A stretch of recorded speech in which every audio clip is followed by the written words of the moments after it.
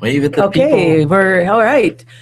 Hello, you are watching, if you are watching, the raw, unedited version of the Sunday Morning Linux Review. If you wish to listen to the final version, which hopefully will be better than this, please go to smlr.us. Thank you. I tried to put a little humor in there. The Sunday Morning Linux Review. It's fine, Mary. Mary Tomich, Tom Lawrence, and Tony Bemis as the Beaver. And this is episode 180. What are we? 187. It's a high number. Yeah, 187. That's right. Bin, bash, win. Is that what we decided? Or just bash Windows. Bash Windows. Bash Windows. Which is what we do normally. Yeah. Oh, yes. And the reason why we're selecting that is because there was a bit of news this week, or at least recently, that Bash, or some form of it, is coming to Windows. And Tom, I know that, not to put you on the spot, but what do you know about this? So it's going to be a big news topic, obviously. Microsoft, who's dropped SQL Server, and I thought you were going to say Microsoft, who's dropped the ball on numerous occasions. dropped the ball on numerous occasions, has now brought Bash via partnership with Canonical. So they're getting together and they're going to integrate Bash into there. It's a cool concept. I mean, Bash is the power that is behind a lot of the people who write scripts and everything for Unix, Linux, and Azure, I think, is a big part of what Microsoft's strategy is. And they go, hey, wait a minute, about 20% of our Azure is running a bunch of virtual machines that are Linux. So we better get on board because, this Linux thing might not be going away like we hoped. It is a cancer, but it seems to be a cancer on us. Right. So they're, what did Linus say? Once they start running my software, we've won. So they're seeing it. I mean, and it gives a lot of power. A lot of people, I've seen people posting out. One of my friends have posted that, he likes it because he's actually taken code, dropped it over on his Linux box, ran it through some bash scripts real quick using set and awk to fix something, then brought it back over because it just has such a good processing engine, some contextual, easy ways to find things with all the tools that come with it.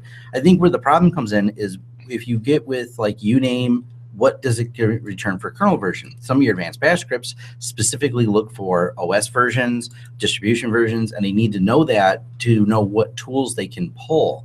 So I guess there'll be maybe just another type of uname response, and people who write bash scripts will have to add in there, if they will, that they'll have Microsoft support. So they'll go, oh, if this is bash running on Microsoft, these features are not available to you. And then they'll have to modify the code. I think they should do that. Just because of how Linux has been treated. Yeah. Well, it's going to be what happens because if you don't have a certain, like we wrote in Bash, and we have an automated script that for our hard drive shredding that I've talked about before for my Raspberry Pi, and it uses uname to figure out what it's on, what tools are available, and what it needs to load on there. So if it doesn't have some of the right hard drive wiping utilities, it automatically goes and grabs them. How would that work? Because it's all written in Bash. How would that work in a Microsoft environment? It's first thing it does not well. It's how's it going to pull it? It's not going to. So it becomes a very basic. I don't know in the big picture how they're going to handle that, but in the short term, it's a very basic system on there, which is a start. And eventually, they should just replace the whole computer with Linux, and away you go. Yeah. So that's the information behind our episode name. Yeah. That's right. Thank you, Tom. You're so you know so much. All right. Well, I think what we'll probably do then is just kind of catch up on any techie and open sourcey type stuff that we've done since we last met. Well, actually, I can't do that because that was yesterday. All right. We confess we did our show prep at a brewery. That's right. Yes. By the way, this is Tony Bemis. Tony Bemis. Tom Lawrence. Mary told me. We did forget to do that, didn't we? Yeah. We got right into bashing on Windows. We must have been excited about it. Yes, for anybody who's listening for the first time, that's who we are. So anyway, all right. Well, we'll do our catch up. So yeah, we did confess to doing some show prep at a brewery. Actually, very little show prep. We were at Falling Down Brewery. Yes, who sponsors the studio. That's right. And keeps their kegerator here full of Falling Down beer. That's right. And I'm happy to say I did not live up to the name of the brewery yesterday. I was able to walk out, and no, I only had one beer actually because I was driving. I couldn't make myself the designated driver. That just didn't work. Right. So anyway, but I think just a couple of quick comments about what I've been up to. And actually, on our next episode, our Fresh Looks episode, I'll be talking in greater detail about what I've been up to in the last couple of weeks. But aside from that, I was out at the Zareason website, and I've identified my desktop, and I'm going to order it today. So I'm happy to say I still have not ordered that laptop yet, but I'm hoping to do that. It's not for me, but for somebody else. Sometime in the next couple weeks. So I've been going on and on about that, but I am going to be decisive about the desktop because they've got, my Dell Inspiron is 8 years old, and I know it's going to give up the ghost because it's only got 4 gigs of RAM, and and that's the reason why. Because I don't think I can upgrade it past that. I don't know. It's 32-bit. I'm sure you can put more RAM in it, but by this point, DDR2 though. See, it's probably a dual core. It's expensive. Oh, DDR2, yeah. Well, no, DDR2 isn't that expensive. Okay. But you definitely, It's 32-bit. It's about time to upgrade it. Mhm. Yeah. Yeah. So anyway, but I think what I'll do is put at least 8 gigs of RAM in there. I'll just look at 16 and see how that looks. I would suggest 16 so that you don't have to worry about it going forward. Yeah, I think you're right. I mean, just a little bit I pay up front for that when the thing is built is probably worth it. Yeah, and RAM is relatively cheap. Mhm. To go from 8 to 16, So am you're I. probably looking at what, $30? Yeah, you're right, Tony. Thanks for talking some sense into me. Yeah. All right. So anyway, that's about kind of what I've been doing.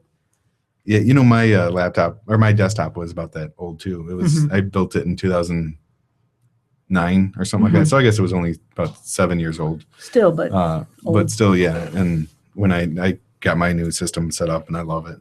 Yeah. I So, bet. Yeah. Cool. Cool. All right. So, all right, Tom. Fun stuff. So- I know. I can't wait to hear.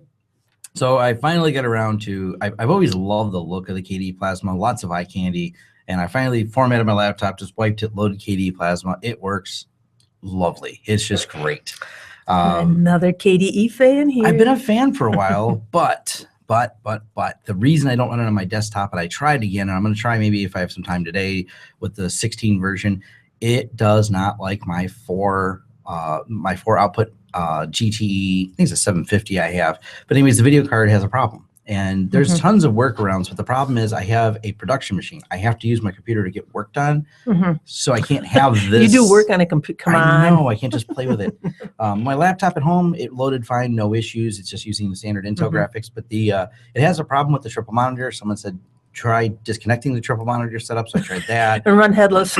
Well, yeah, I ran it, and it's still, it keeps crashing on the driver. Okay. And I guess they just have a problem because of that video card. I know in version 14 of Ubuntu did not work at all on that video card. Version 15 had no problem with the video card. It didn't work as well until you loaded the proprietary drivers. That's life. It's NVIDIA, but it's what I wanted with the 4. I needed the multiple output. So I really want to run KDE on my desktop. I'm going to give the 16 version a try. Hopefully they got some of those problems sorted out because I don't want to have to drop to the command line, copy it off of a USB drive, reload the driver every time there's an update and it switches the driver around. I'm like, I can't have my machine down because I got support to do. So that's one thing, but I love the KDE. It's just the Plasma desktop's great. I love all the features, and I've been customizing it, and I probably spent way too much time playing with stuff, but I may do a video review of it, just all the different adding gadgets. You're like, oh, cool, I could just do all these. My screen's full of overlays now. Well, and I don't know if you've done anything with, were you talking about activities? KDE activities? Yes. Okay, you did talk about them. Yeah. All right, because I inadvertently diverted my attention momentarily, and I think that must have been when you did it. There's But so many activities. oh yeah, what I did, and I don't have it because I'm running BSD, and I don't. Actually, I should switch back to PCBSD because it runs KDE, and I could then have my activities because I used to have like a podcast prep activity, so I had all this stuff open in this thing, and it would have been nice. But anyway. Yeah, it's really cool though. I'm really happy with it. It works. I love the eye candy, and I've played with all the customizations, and they made it really easy, really nice. The menus are very intuitive. The launchers and everything work really well.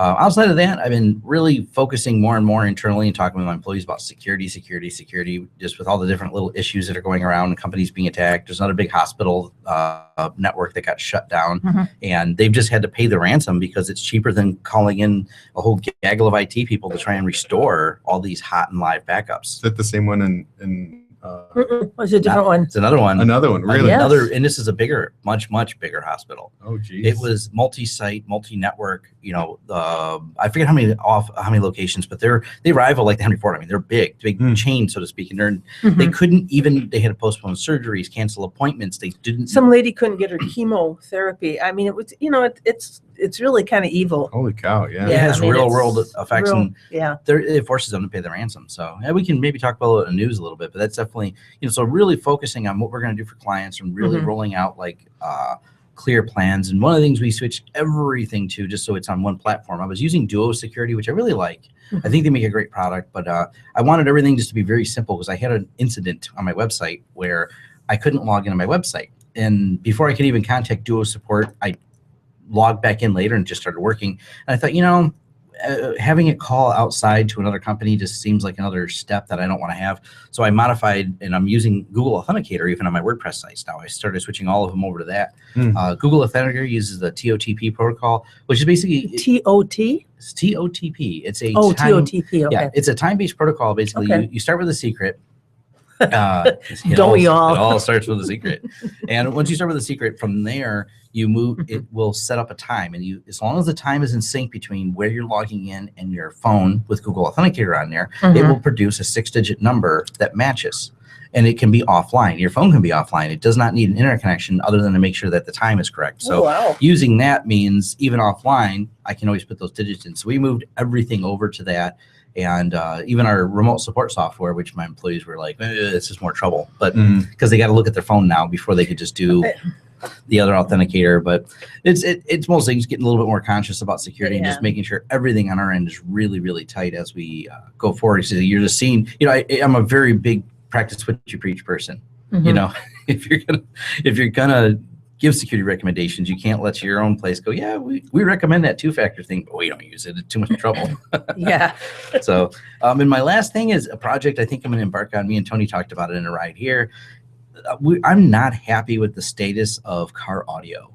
And I just think it could be much more advanced. And we're really seeing a slow churn for the automotive companies. And now we have Android Auto, but they're really slow to adopt because they like their own proprietary crazy infotainment systems that are really crappy in cars. And I said, it turns out that a Nexus 7, the original one that you can find on eBay for about $50. You mean those small tablets? Yep, the 7-inch Like tablet. the one I have? Fits exactly into the dash mount. And then you use Android. They got a couple apps you can run on the Android, and you can put an amplifier behind it, and it all mounts on I'll your have dash. to get a car so I can do this. It's very cool. I've seen this done. I saw somebody do it in I don't know if it was a Blazer or something, a Chevy truck. Yeah, a few Is years it ago. General Motors products? any of them. It's anyone because it's an aftermarket dash mount that you use. Oh, okay. Yeah. And it's about the same size as like the double slot that your stereo goes in. The double DIN, the cutout for and the spec dimensions that fit most cars, which are referred to as the double DIN dash. You can buy the blank for about $20, and the tablet happens to fit perfectly inside Really? there. And with a little Gorilla Glue, it holds it in. I've seen a few people finish the project. With a little Gorilla Glue. I have a picture of this kind of rakishly mounted thing with heavily glued on there. I tell you, when you look up the finished I've never had product, good luck. Let me just say this. I've never had good luck with stuff sticking to my dashboard. everything seems to get stuck to my fingers. Oh, yeah. Well, when But, you Gorilla Glue. But it's a cool project idea, and I think I'm going to put that together this summer and start customizing my car with that. Yeah, I really wanted to do it a few years ago. The only thing that held me back was the terrestrial radio. That there's no radio built into it. Right. And if my wife's going to drive the car, there has to be a radio station she can tune into. Otherwise, Forget it's it. not She's that- not getting in it. yeah. But, also, if I'm traveling, I want to have local news available, like as it's happening. So I can tune into like an AM station or something. What do you with the radio. Okay. Small sidetrack here. Which local radio station do you listen to for that type of thing? Is it WJR? AM 950? Yeah. Okay. 950. Yep. I do too. Yeah. Pretty quick stuff. Yeah. Yeah. That's the the oldest U.S. radio station. Is it? I'm pretty Really? sure, or it's like the second. Not It's the people on it, but I It's mean, the only. It's the only radio station that's west, no, northeast of Mississippi mhm. that does Only- not start with a. Doesn't have four. Doesn't have four Right, letters. it's a 3-letter radio Is it station. WWJ? Yeah, WWJ. That's Yeah. it. Okay. But WJR. Oh, I think we're way off topic. Sorry, everyone. We'll get back on here. So that's one of my projects. I think that's really, other than it pretended to be summer, so I got my bike out, and I have a very unusual recumbent bike imported from Germany, and I did a video review of it, and it actually got me. It's got little beer stein holders, and I do have a picture of it carrying a. you don't have to keg. wear lederhosen when you're riding it, though, do you? No. Well, they do. You do wear those comfortable shorts. Bike shorts. You know, that probably pretty good because aren't they kind of like a suede leather? Yeah. Well, they make them. They're comfortable. I Yeah. don't know, riding a bike with suede, it might get a little hot. Yeah, make it a little warm. Oh my God, there's a whole bunch. There's a whole joke lane I could go down, but I won't do it. So, all right. Well, speaking of jokes, we did another video that was kind of funny. People kept saying, we did a quick office tour. People say, hey, what's in your server rack for your company? And I said, well, let's make a video about our rack. So, because I heard it's popular to post pictures of your rack on the internet. That's how I started out the video. So, Oh my goodness. so All we, right. yeah. And that was what I did over the last couple of weeks. More security, couple of bike rides, Android Auto project starting, and yeah, Mhm. Wow. Well, bashing kind on Microsoft. of busy. So, Tony, the attention now swings to you. Yeah, my couple weeks have been very busy. Mhm. So Oh, as we yeah. talked last time, I had hurt my arm, and I'm still, hey, just for the record, I'm still carrying his stuff. yes, you are. But I hurt my arm, and again, I tore my bicep tendon. And after an MRI and whatnot, my doctor had. He pulled out a container of Gorilla Glue. Right. Well, he suggested to have surgery, and he laid out, the differences, pros and cons, and I want to be able to have full use of my arm, Mhm. So I said, yeah, let's go for surgery. Well, what was the other option? I mean, so Not working. Well, just No, I not would being still able to be lift more than 8 ounces or what? you wouldn't have to change diapers anymore. Oh, see, there's an upside to that, There's an Tony. upside. Did you think about that? No, actually, the biggest thing your bicep muscle does is twist your wrist, which it's interesting. I always didn't thought it think was about lift a beer mug. it. But All right. But along with that, twisting your Mhm. wrist is so using a screwdriver with 2 hands or a ratchet or Mm-hmm. something is, that's one of the most obvious things. But to be able to hold your wrist still as you're lifting something heavy, your bicep, and a cup is not heavy, Mary. Mary's shaking her cup over here. It was when it was full. So to lift my kids, to keep my hands Oh, straight yeah, as I'm yeah. lifting my kids, I wouldn't be able to do it. And I'd still be able to twist with my Mhm. broken bicep, but I wouldn't have any strength in And- it and you won't because have to your other muscles start kicking in and start doing Oh, it for sure. It's they all work together, don't they? you. Right. Yeah, and plus, Kim, your wife wouldn't have to say to the kids, "Daddy has a rag arm, honey." Don't. Yeah. So, and the other thing, I'm not a big sports person. But I want to be able to teach my kids and play with them and do stuff like that. So So, what would you teach them if you're not a big sports person? I can still teach them basics of how to Okay, play. I'm throw a not ball. proficient at football or baseball, but I can still Mhm. throw a ball. Mhm. Anyway, so I wouldn't be able to catch a baseball because I use the left hand for a mitt, and if I want to hold Oh, if I sure. want to hold it still, then I'd have no strength, and I'd never be able to catch a baseball. Mhm. So, or I wouldn't have enough strength to do it right. So here, I'll Yep. show on the camera a little bit. So I can't move my arm that Whether you much, want to but- see it or not, but right. there's a horizontal. I'll describe it for you, Tony. There are 2 horizontal scars that bracket his elbow joint area on his inner arm, and I guess they kind of. I'm sorry, Tony. I'm taking over your surgery That's all description. right. So Tony the got top- an upgrade. Yeah. Upgrade and a reboot. Yeah, We're gonna reboot that arm. re-elbowed. You're right. The one in where you would typically think of it is your bicep area. That's where the tendon had retracted into, and so we had to cut there to be able to grab it. And then there's one further down on my it's only about 3 inches away, but on my forearm where he had to cut, and that's where he had to use to attach the tendon. And interestingly, he used thread. He sewed the end of the. I was waiting for the Gorilla Glue. Instead of sinew or some other. Look, Yeah. you see, that is glue. Oh wow! So I don't know if it's Gorilla Glue or super glue, but Kind of looks like no, hot they, glue. actually, It's shiny. they call it Duraplast. Oh. But he sewed the end of the tendon, and then he drilled a hole in my bone, and he stuffed stuffed it down into the hole, and then used a screw to cap it off. Wow. So that's where it is. And he says this will be the strongest point, the strongest attachment of any of my tendons now. Wow. So that exact spot won't rip again. So it really was an upgrade. So that exact spot won't rip again. So, all right. Yeah. So one of the reasons why I haven't been catching up on my news is because I've been kind of out of it this last week. So it's been a week now. I can actually start moving my arm. Okay. The first few days was going around to family house and Easter, and I think it was Tuesday was the first time I took my sling off. That was 4 days after the surgery. And now 4 days after that, I'm feeling much better. I can start moving my hand more, and I can actually pull my pants up by myself. That must have been awkward running around the house. Honey. Honey, will you pull my pants up? Yeah. Did she just laugh at you? She threw PJ pants at me and says, "Put them on yourself." Lounger pants. Not to dig too far up, but if you do look up, there is a video. My kids had me laughing pretty hard at this, of a girl who made herself famous by being able to put pants on without using her hands. Oh, And it's Oh my absolutely God. entertaining to watch. geez. Yeah. Well, look that up.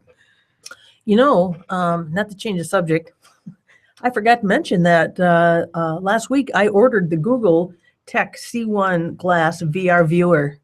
Really? Yeah, it was only $15, and so I think I'll be able to attach it to my phone, and I'll be able to see things in 3D. Oh yeah. Hey. So if I show up next time with this phone in front of my face, you'll know what's going on. Is that like the fancy version of the cardboard?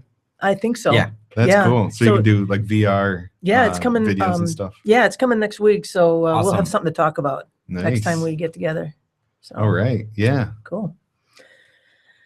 All right. Well, I think we've caught up. Yes. Oh, one more thing I did, and is I know Mary's now I've converted more people to Google Fi. Oh, yes. And my neighbor, and by extension, my neighbor also went over. I Yeah. think he likes it. Hey. I did a video review I threw on my YouTube channel about 4 months with Fi. I haven't had problems with it. It just works. Yeah. So yeah, it is converted, because I've had a few people actually message me, and I think someone directly messaged me. I think they heard me talking about it on the show, and they asked how I was doing with it. And I said, "Oh, I'll do a video update on it," because I really have no complaints at all. It's working great, and my phone service everywhere in the Detroit area, and they happen to live in the area, and I'm like, yeah, this is.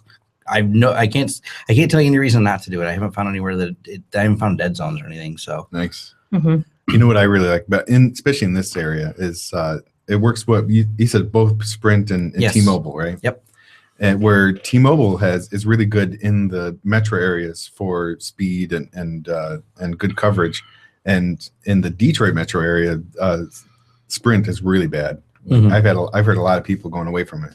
So having the pair of them on a single phone, I think is really good. and combined with Wi-Fi calling. Yeah, exactly. Mhm. And then, I go out to my parents, and T-Mobile doesn't work at their house. Like, I get within 5 miles of their house and there's no signal. It's because I know this because my sister has T-Mobile. So that's when it kicks over to Sprint, and it works fine over there. So I think this fall, when my current contract's up, is I'm going to Fi also. Mm-hmm. And great system. Yeah, as a matter of fact, when I was waiting for you guys this morning, I was out in the parking lot, and I wanted to check the weather today and the forecast. So I went out to AccuWeather, and they had this little. They went on my location, and Yeah. usually I don't give that away. I just think, well, just go with my base one, because I'm only half a mile out of the city. Right. And I thought, well, I'll give it to them. So all of a sudden, this thing comes up and said, "Oh, T-Mobile customers, blah blah blah." And I'm thinking, "Oh, I'm not a T-Mobile customer Oh. exactly." So I must have been on the T-Mobile network when I got that. Yeah. So, So what you need to do is you go, do I need a jacket today? Today in Ferndale, expect a high of 45 degrees and a low of 31 degrees. That's all you got to do. Nice. Just ask it. You just got to ask it. Do I Tom, need to you're check just this? so far technically advanced than I am. You got to start talking to your phone more. That's all. I do No, talk to my phone. Not to people, just to the phone. Oh, okay. I'll remember that. You know, Google doesn't have a name for their voice activate. It's, you know, they call it OK Google, but it's not I call it Google Lady. the Google lady. Yeah. It doesn't have, you know, like it's Siri. It's, you know, on iPhone, it's a clear name. It's Cortana on Windows, but Speaking of Google, did you hear that they pranked themselves on April 1st? and they didn't do a good job. Well, they did a good job of pranking Too good. themselves. You know, I tried looking around for it. I didn't see it. So what did they do? Oh, well, they had this, apparently, I guess it was in Gmail, which I don't really use. I mean, I have a Gmail account, but I don't use it actively. They had this little button, a little minion, and apparently what would happen is if you hit that send button, it would then insert a minion GIF that or GIF. Did the mic drop? Did the mic drop?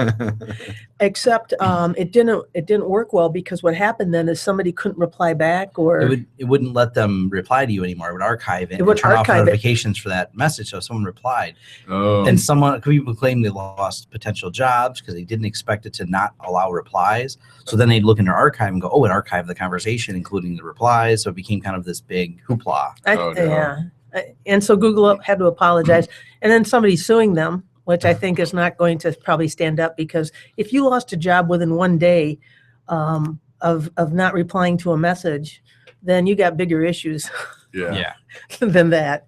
Yeah, there's a lot of other things that must have happened right before that Mhm. to cause it. But Yeah. it does go to a bigger problem of you really have Microsoft and Gmail being the two big email providers now. So the little things they do affects a vast majority of people. I think Gmail accounts for 60% of the emails now. Really? I mean, they've got a major market share. I don't. Well, Yeah. I use my own domain. They do so- have to tread carefully, because it's become, you know, I was just dealing with this as a client, and he's on the Microsoft Cloud Office 365. The particular server where his mail lands got blacklisted. It's such an aggravation to deal with, but he's like, what's a better solution? He goes, I've moved from solution to solution to come to this one. I'm like, yeah, no, there's not. That's the problem. There's not a lot of other solutions for email now. You got Rackspace offers some email, but it's hard to keep it off the blacklist. There is Google Apps for business, and there's a Microsoft Office 365. There's not much in between. Even big companies like GoDaddy, they don't offer email anymore. Right. They resell Google Apps and Office 365. All the Actually, big companies do. I'm really surprised that the Office 360 got on the blacklist. It was almost impossible to get off of, and it was only on one blacklist, but it happened to be the same blacklist that their client The used. blackest blacklist. Well, it happened to be the same one that they're a B2B company, and their primary client was using it. So they could not, the two companies deeply involved in the email back and forth could no longer send it. And their IT guy wasn't very helpful, because they had outsourced their email to a company, and they had an Exchange server. So that's actually where the problem lies. They were using the McAfee's, and it had a list that was somehow got them on the blacklist, and it blacklisted that. So do I want to call it a McAfee problem? Do I want to call it Office 365 problem? They were on a blacklist. They did send someone else on the same shared server, send spam, wasn't them. It was just a nightmare to deal with, because there was no easy fix for it for a week. Wow. It finally fell off the blacklist. That's kind of what made it work. So I wonder what distro they were running it on. What distro? What Yeah. distro? That's a hint. We need to move on to distros. Yeah, yes, they'll yes. probably do. We want to have a show that's under 90 minutes. Oh yeah, geez. Yeah, the last one was 10 minutes or 20 minutes short of 2 hours. Oh my god.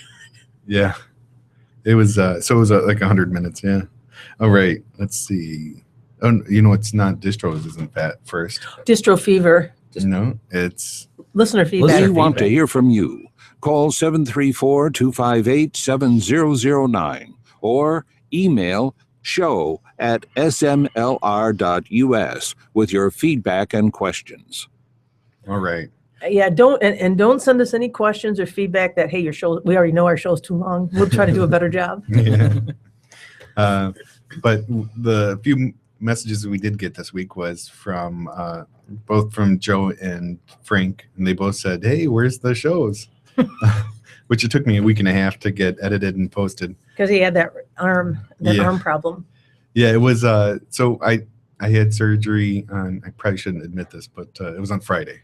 So it was already like 4 days late to editing it. But it was everything going up to the surgery, getting things prepped and together. And my normal like relaxed day would have been a Thursday night to get it edited. So that was busy getting ready for the surgery and stuff. So so you were very quick to respond and let them know that, hey, it's going to be there. Right. Yeah. Well, when I'm sitting on the couch with I can't move my left arm. I'm watching TV. I have my phone in my right arm or in my right hand. Mm-hmm. So whenever an email comes in, it was easy to pop off a message. Oh, okay. There you go. But that's why they were short too, is because all I could do is either dictate to it or type a quick message and send back. So thank you, Joe and Frank, for letting us know how much you love us and rely on us. And I will. He'll do a better job next time. That's right. I'll continue to try to keep the high quality and quick editing available. And we also got, I think we got, did it go to it went to our show. We got something from Semco. Actually, it wasn't really feedback per se, but it was just sort of an announcement that they're having their 40th anniversary. And Semco, for those of you who don't know, is the Southeastern Michigan Computer Organization. They're celebrating their 40th anniversary on April 10th. At their general meeting, which is going from 1:30 to 6. Wow, that's a long meeting. Perhaps they'll celebration. Okay, I was going to say they'll have refreshments. Yeah. And, well, it's I guess 4.5 hours. Mm-hmm. So anyway, they'll be serving light refreshments, and several presenters will be covering the history of the group, with overview of past and recent technology developments and what the future may bring. So anyway, that'll be at Altair Engineering at 1820 East Big Beaver Road in Troy, Michigan. Did we explain what Semco means? I did. Southeastern Michigan Computer Organization. Yeah, I said that already. But, sorry. But that's okay. Hey, I did that to Tom, so it's only fair that it be done to me. But anyway, and that happens to be to Altair. Those guys are really great because what they also do is they provide the facility for Semibug, which is Southeastern Michigan. It's nice to have Southeastern Michigan because it's semi and, it sounds good. Anyway, the BSD user group, we meet there. And our next presenter this coming meeting is going to be none other than our own Tom Lawrence. So talking about PF Sense. And we'll be looking forward to that. Well, we are already looking forward to it. Yeah. But anyway, so we had that message from Semco. Yep. It was, Mike is the one that actually sent it to us. Mike Bader. Yep. Mm-hmm. And we've talked in the past, and he's at the time he was an avid listener, and it sounds like he still is. So thank you, Mike. Yes. I'm sorry I didn't say that. It's all right.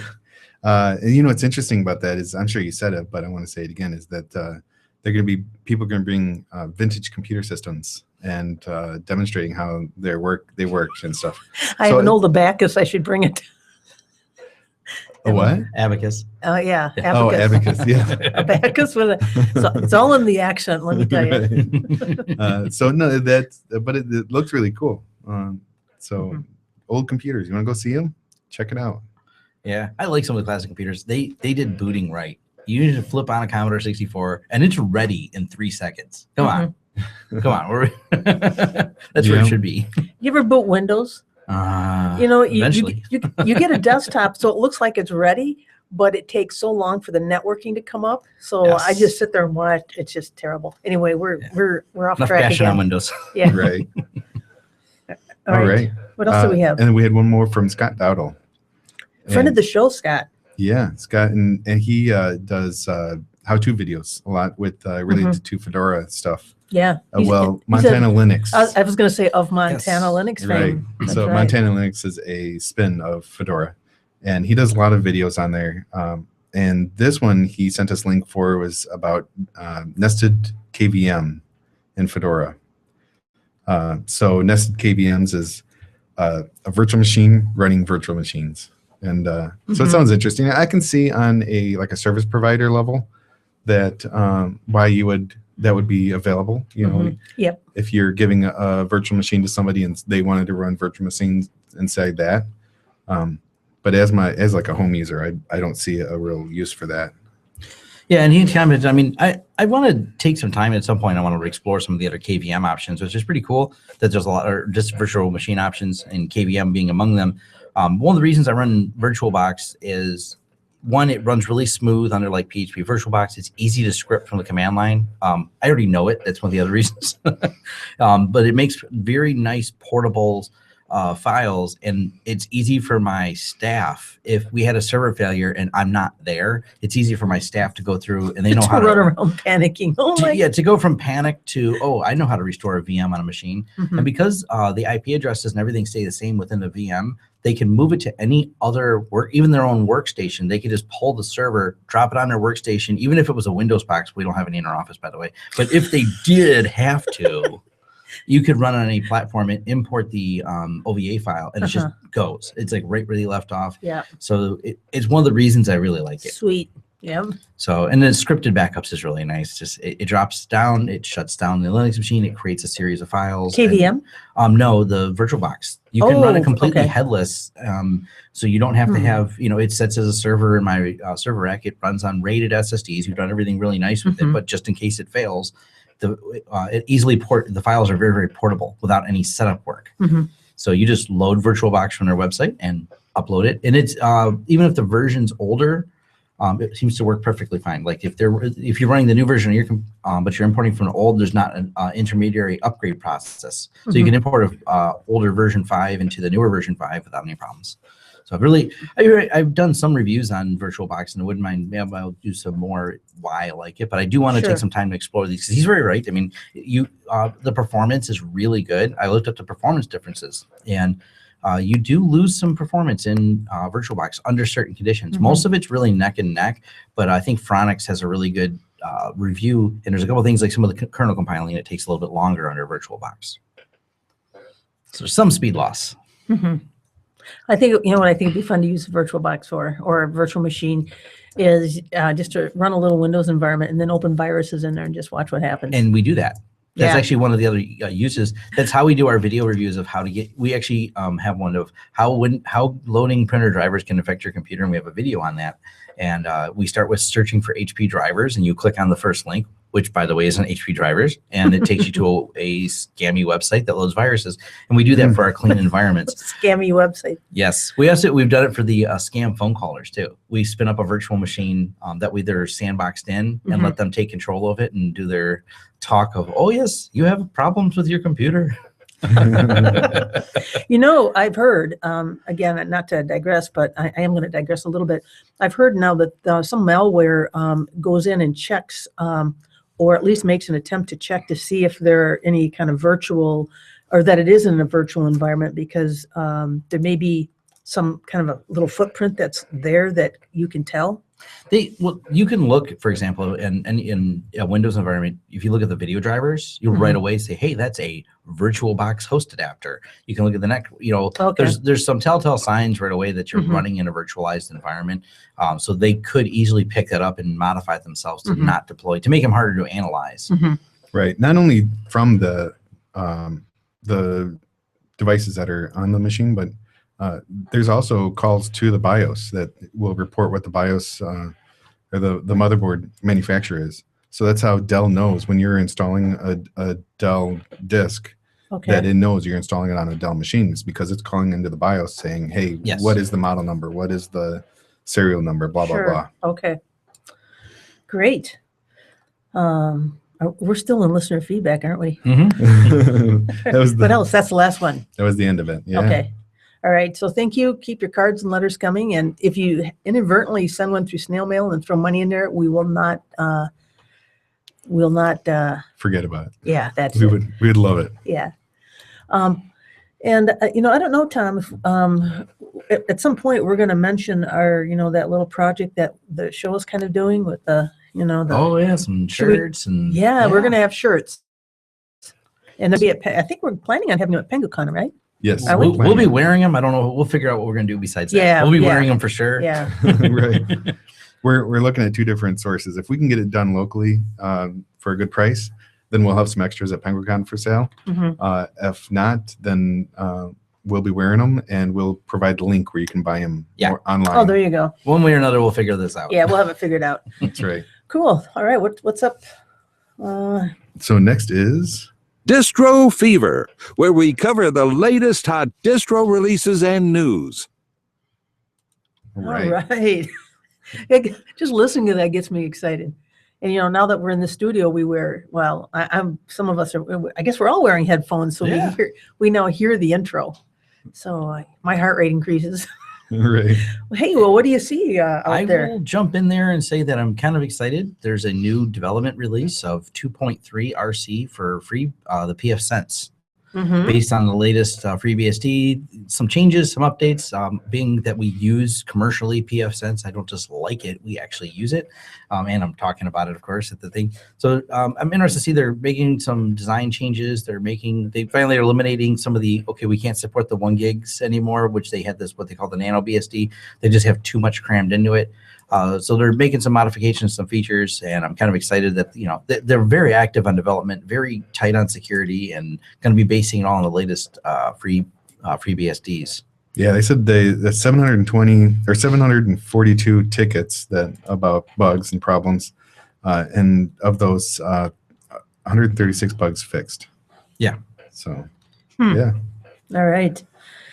Well, I'll tell you, the one distro that I'm kind of excited about that is not even on the list. This is not even on the DistroWatch, front page list, is an audio workstation distro, and I'm excited about it because I've always enjoyed doing this kind of work. Even though I don't do it a lot, I enjoy doing this kind of work, kind of that creation work, whether it's using Kden Live, Tom, as you have talked about a few times, or maybe working with audio files, because Tony, I used to do a little bit of the editing until you took it away from me. I don't know why, but I'm kidding. Take it away. I know you didn't. But anyway, this is called Studio Elite. Although if you look at it printed, it's Studio 13.37. And what this is, and I will also preface my comments by saying that this is not a free release. This will cost you, to get it on a USB stick, it will cost you, I think, $75. Or if you want it on a disc, it'll cost you $50. Now, the reason why they're doing that is because of the work that they've put into making the kernel extremely low latency, which is very important when you're doing this kind of work. If you're working with audio files or video files, you are creating them, you don't want latency. Right. What's it called again? It's called Studio Elite. But if you're going to look for it, just look for Studio 13.37. But anyway, and I'm actually thinking of getting it because and by the way, too, the way they've designed the interface, it's got kind of a Mac look to it, but it's got all the tools that we're used to seeing, things like the hydrogen drum kit. Well, there's a ton more than just that, but that's one that just kind of came to mind. It's all been in and tweaked specifically for this environment. So it's really pretty impressive. They also have support for the VST plugins, because I remember when I played around with, I think it was the LMMS, Linux Multimedia Studio. Multi-music. Right. Goes to show how much I do this. That I think there was, I don't know if there was a little issue where you had to kind of go through a few hoops in order to get those to kind of work right. But this particular distro, it's already set and ready to go. Nice. Yeah, really looks pretty cool. And so I just wanted to make sure that people, and also it runs purely in RAM for maximum performance. So if you're thinking of giving this a try, you want to make sure you've got sufficient RAM so you can really make use of the speed. Right. Yeah. You know what I use for editing the show is QTractor, and that's built into this also. Yeah. Yeah. And now the hard part about setting one of these distros up is most of these high-end Jack. Jack. applications you require jack. Connecting it. Yep. And getting jack set up and installed is kind of in depth. Mhm. So having it already done for you is really nice. Yeah, and so when you think about that and you realize that, hey, $50 for this or $75, I mean, you think about the time you'd spend, it certainly is well worth it. And that's why I wanted to give a little shout out for this. But I'll also say, full disclosure, I don't have this yet. So I have not, and actually I should just go order it and give it a try, just make a little movie, talk about it. So, Yeah. all right. So anyway, that's a distro that I'm kind of excited about, just as far as the testimonials and some of the other things. And also there was a little blurb about them in Recording Magazine too. So obviously these guys know what they're doing. Nice. All right. What All right. else? I was going to bring up the PF Sense. So that looks really nice. And and it's the RC. So it's Welcome. The release candidate. Welcome to so Distro yeah. Fever, Tony. No, Right. just kidding. I'm kidding you. Oh, you know what? The other one too that's really good, and we're going to hear more about it at the end of the show. OpenBSD released 5.9, and of course, all the BSDs are near and dear to my heart. So I was very happy to see that. And I know at PenguCon, we'll have the annual kind of what's new in OpenBSD. There'll be a talk about that. So I like listening to those. So anyway, but that came out, I think, last week. Yeah. You know what? What? We just right now live on the show, we just got a donation from a listener. Hey. Yeah. Oh my goodness. Exciting. Thank you, Sean. Thank you. Wow. So yeah. Thank you. Oh my goodness. Thank you so much. Yeah. I don't know how much he wants to say about, because I haven't actually gotten an email from him yet about it. So I don't like saying people's last names on air unless they tell me that it's okay. Yeah, well, we can, we'll use that to pay for the studio space, or help with the shirt The thing. t-shirts and stuff, yeah. Yep. So cool. Awesome. Thank you very much. Thank you. All right. So what's next? Is Tech news and views. That's right. tech news. And this believe me, we have views. week. All right, who wants to go first? I will. All Okay. right, Mary. I'll settle that. I'll be decisive for once in my life. All right. Well, this one caught my eye because I don't know if it was just irony, if the irony of it all or what, but this was off ZDNet this week. And actually, I think it was actually a couple weeks ago, but I didn't see it until last week. So it didn't exist. And it is U.S. warns against Android apps that secretly listen in on your TV habits. Yes, and U.S. regulator puts developers on notice about embedding apps with a cross-device tracking tool that secretly logs what you watch on TV. Now, the thing about this is that this the warning wasn't really directed at U.S. developers, because apparently they're not aware of this really happening in the U.S. yet, at least to the level that it's being done in this country. And the country that I'm talking about is India. Apparently, and by the way, to the developers, their names weren't revealed, but according to the article, the regulator warned that failing to let consumers know when an app contains a cross-device tracker could violate the FTC Act. So I think they're looking at, if you're thinking of bringing this to the U.S., you need to be aware that. Yeah, if you want to spy on people, you gotta let them know. Yeah, or you got to just be in the NSA. I mean, that's one you of gotta the be two. like Facebook, Yeah. share this game, get some spying. Yeah. Yes. So anyway, and apparently the way these work is that these apps they're capable of listening in the background and collecting information about consumers without notifying them. So that if and what's kind of creepy about that is, it can pick up anything. Yes. In my opinion.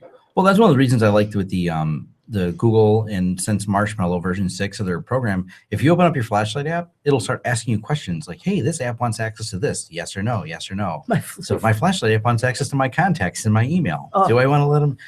I like that. And it does it at the phone level, not the app level, because people aren't going to read. We are programmed to click yes, next, yes. Give me that. That app is what I want. Whatever you're telling me in these terms and conditions, I'll agree to. So I like when the phones implicitly ask you for each app, when this app's asking for access to something, you want to give it access. Yeah. That way the developers can't sneak something by you. And now you're willfully saying, yes, I want to give my contacts away to my flashlight app. Yeah. Or I want if I'm whatever app it is. Shine a light on them. Yeah. Yeah. Or whatever app it is, if it's asking me to listen to my microphone, it should raise some suspicion. Should this app have access to the microphone? Well, but the real way that this is accomplished, though, is that this feature, see what it does is there's apparently a custom audio beacon that that is emitted from the TV ad itself, which you and I can't hear. Perhaps the dog can hear it though. So if your dog suddenly perks up its ears in the ad, hey, it must be that beacon. It's like But anyway, kibbles. but if your phone is nearby, and I kind of hate it now because I'm now carrying my phone with me in the house. I hate that. I used to like leave it downstairs and not have it near me. Oh yeah. Yeah, so I'm not liking that. It's those games. It's those games I play on that thing. But anyway, so it can be detected by the software in the phone, but not us. So anyway, so that was one piece of news that I thought was a little bit concerning. And this one here too, that we kind of talked a little bit about, and of course the show episode name also talks about this. Microsoft and Canonical partner to bring Ubuntu to Windows 10. Yes. We talked about Bash, actually. We didn't really talk about this aspect of it much. And when I saw this, the first thing that popped into my mind, I thought, Microsoft, now that they're Windows 10, which is nothing more really than an advertising platform, what they're trying to do now is to suck in Linux users who think, oh, wow, and actually I titled this from the, it's from the, Embrace, Extend, Extinguish department. Yes. Yes. That they are really getting them in there just simply to get their advertising. They're trying. I don't think it's going to work. And I can't imagine anyone go, man, I'm used to this wonderful open Linux environment. Let me switch to Windows. But I think what you have is a lot of developers, and they want them to not leave their platform that needs some tools. So they're going, well, I'm about to abandon Microsoft because I really, my customers, my demand is me running these web apps and Python and everything else. So my back end system's running Linux. I may as well take it on my front end and development systems. This gives that opportunity to go, oh no, hold off. We have a little solution for you. So you don't have to leave us just yet. We're going to go ahead and integrate Bash in there. Because one of the reasons you see a lot of developers and a lot of guys who are Linux fans still running Mac, and it's because Mac offers good hardware and has a common interface on the back end, BSD, and exactly. And there are so many FreeBSD people that when you look at their laptop, they're running a Mac laptop. Yeah, you see a lot of For people that. like that. Mac does have a good platform to run on. You see a lot of security professionals like it. So they're trying to woo them over, saying, hey, we have that thing too underlying. It's all going to come down to how they integrate it. And I think I mentioned Well, it's not going to be a virtual, and that's the it's thing. not running Sigwin. It's not integrated. It's going to be integrated. So if you think, when you think about some of the security concerns that have been expressed about Windows 10 and how it's going to be your files, unless you specifically turn off certain tracking things, they're going to just know what's going on. Between key logging, which they're going to know what you're typing, and also the files that I think are going to be indexed and stored up on the cloud, whether you know it or not, unless you explicitly say don't do that. Right. I just see it as just a Trojan horse. I wouldn't. Well, like I said, I think it's I would run it in a virtual machine. it's them trying to That's the keep only way to do people. it. I don't think any of us Linux people are going, hey, look, SQL servers on Linux. Let's switch Wow. from MySQL or any of the other databases that are open and available. So I'm pretty sure it's more to try to keep people from switching versus the other way around. And the reason for them going, hey, I'm on Windows 7, which I know a lot of development people are not moving away from Windows 7 in any hurry because they're used to it. It works. It's not broke. They know there's problems with Windows 10. And they go, hey, if I switch now, I get this, as opposed to if I switch from Windows 7 to Ubuntu, I get it. But now I can actually switch to Windows 10, keep some of my legacy apps, and to get that cool Bash feature. They're trying to lure them in. Yeah, and speaking of that, excuse me, I did install on my Windows 7 machine that I used during the day. I did install GWX dashboard. Oh, yeah. And I was amazed at how it took care of that nagging Windows 10 thing. Yes. Every time the updates would show up, it would just say upgrade to Windows 10, and you'd have to go in and uncheck it. At first, I didn't know how to get rid of it until I dug in there a little bit to that other tab and said, oh, there it is. Well, I installed that. I liked it so much that I donated, I think, $20 to the guy because it's free. And and that's the whole thing. If you use a tool and it really helps you, throw some money, a little bit of money back at that person. Yeah. And so GWX stands for Get Windows 10. Yeah, 10 On Roman the numeral 10. dashboard, so it gives you the options to be able to turn things on and off. Yes, and so what happens now is whenever you and now that I'm meticulously going through each Windows update, because you remember I think it was a month or two ago they tried to slide a non-security update into a security update. Yeah. So now I'm going through each update and seeing what it is, and it's just And so I will a little bit change topics, but related. I'm really disappointed in Canonical. So Mhm. April 1st, April Fools, why did it not pop up and offer to upgrade to Windows 10?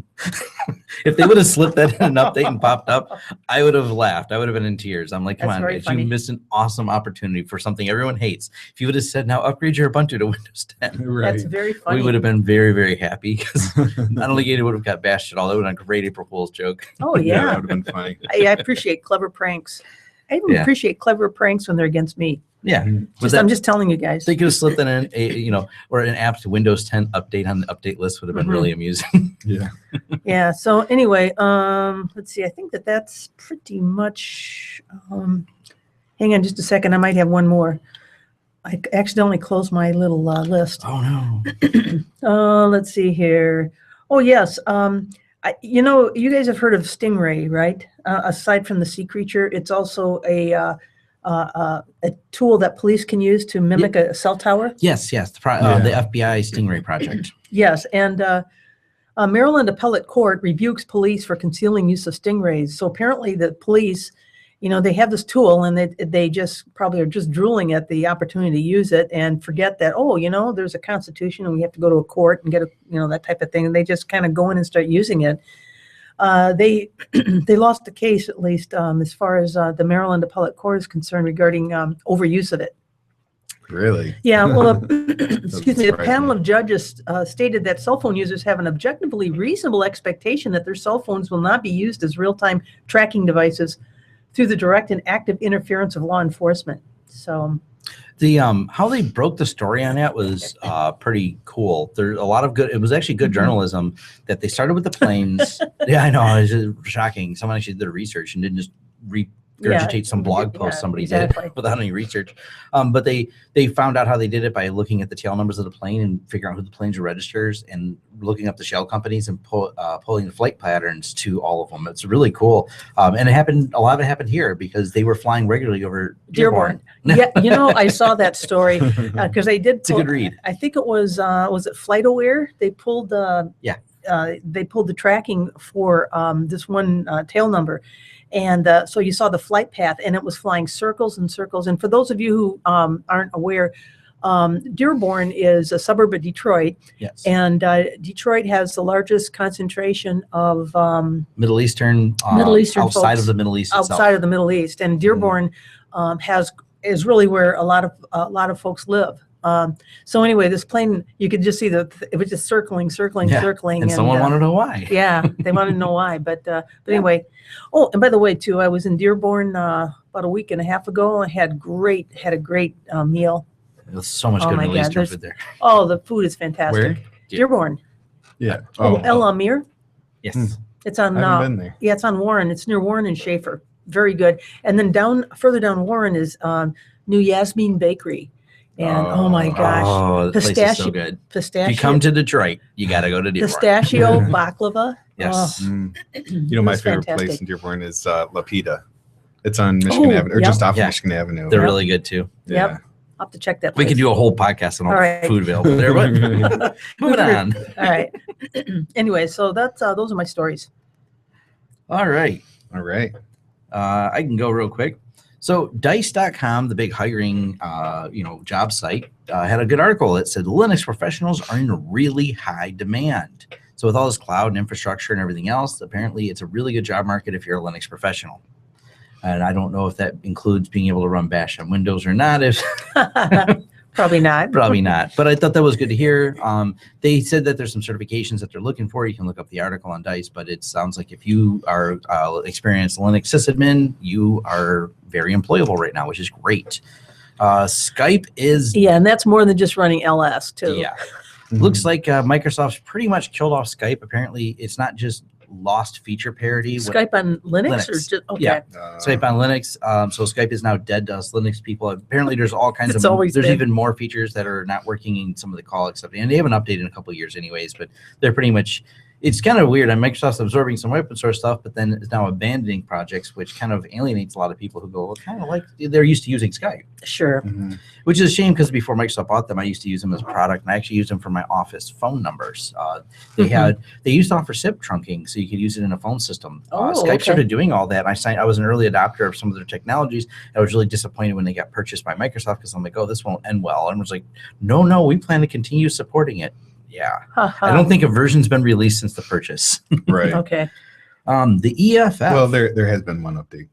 Oh, I one. do remember that. Yeah, Okay. one update. Yeah, one. It was in the pipeline before Microsoft bought them. I'm like, just get it, just push it out there. It's not finished. It's be the last one you guys will ever do. Don't worry. Exactly. So the EFF is pushing something called FASTER.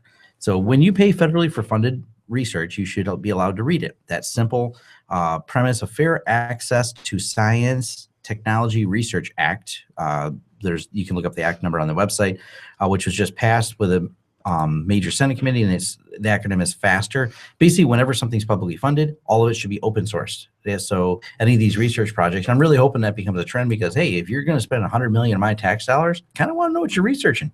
I don't think that's too much to ask. Publish your documents and make them very open. Make the whole research open. Make the entire thing. So it's kind of the bigger version of open source of whatever you're doing open sourcing. I thought it was pretty cool. The EFF is really pursuing that. Mozilla's new Servo, which is the underlying replacement for Gecko, is going to be the next underlying engine that drives Mozilla. Really good review on Phronix of how much faster it's able to render. I guess it uses the Rust programming language and has hardware acceleration in there. So I'm kind of Mozilla's, because their code base has been lagging a little. I think they didn't offer much for prizes in Pwn to Own. They got pwned pretty bad. So their Chrome has now become the most secure browser out there. And it's interesting they're using Rust because Rust is kind of orange and it's the color of the Firefox fox. Yeah, that must be it.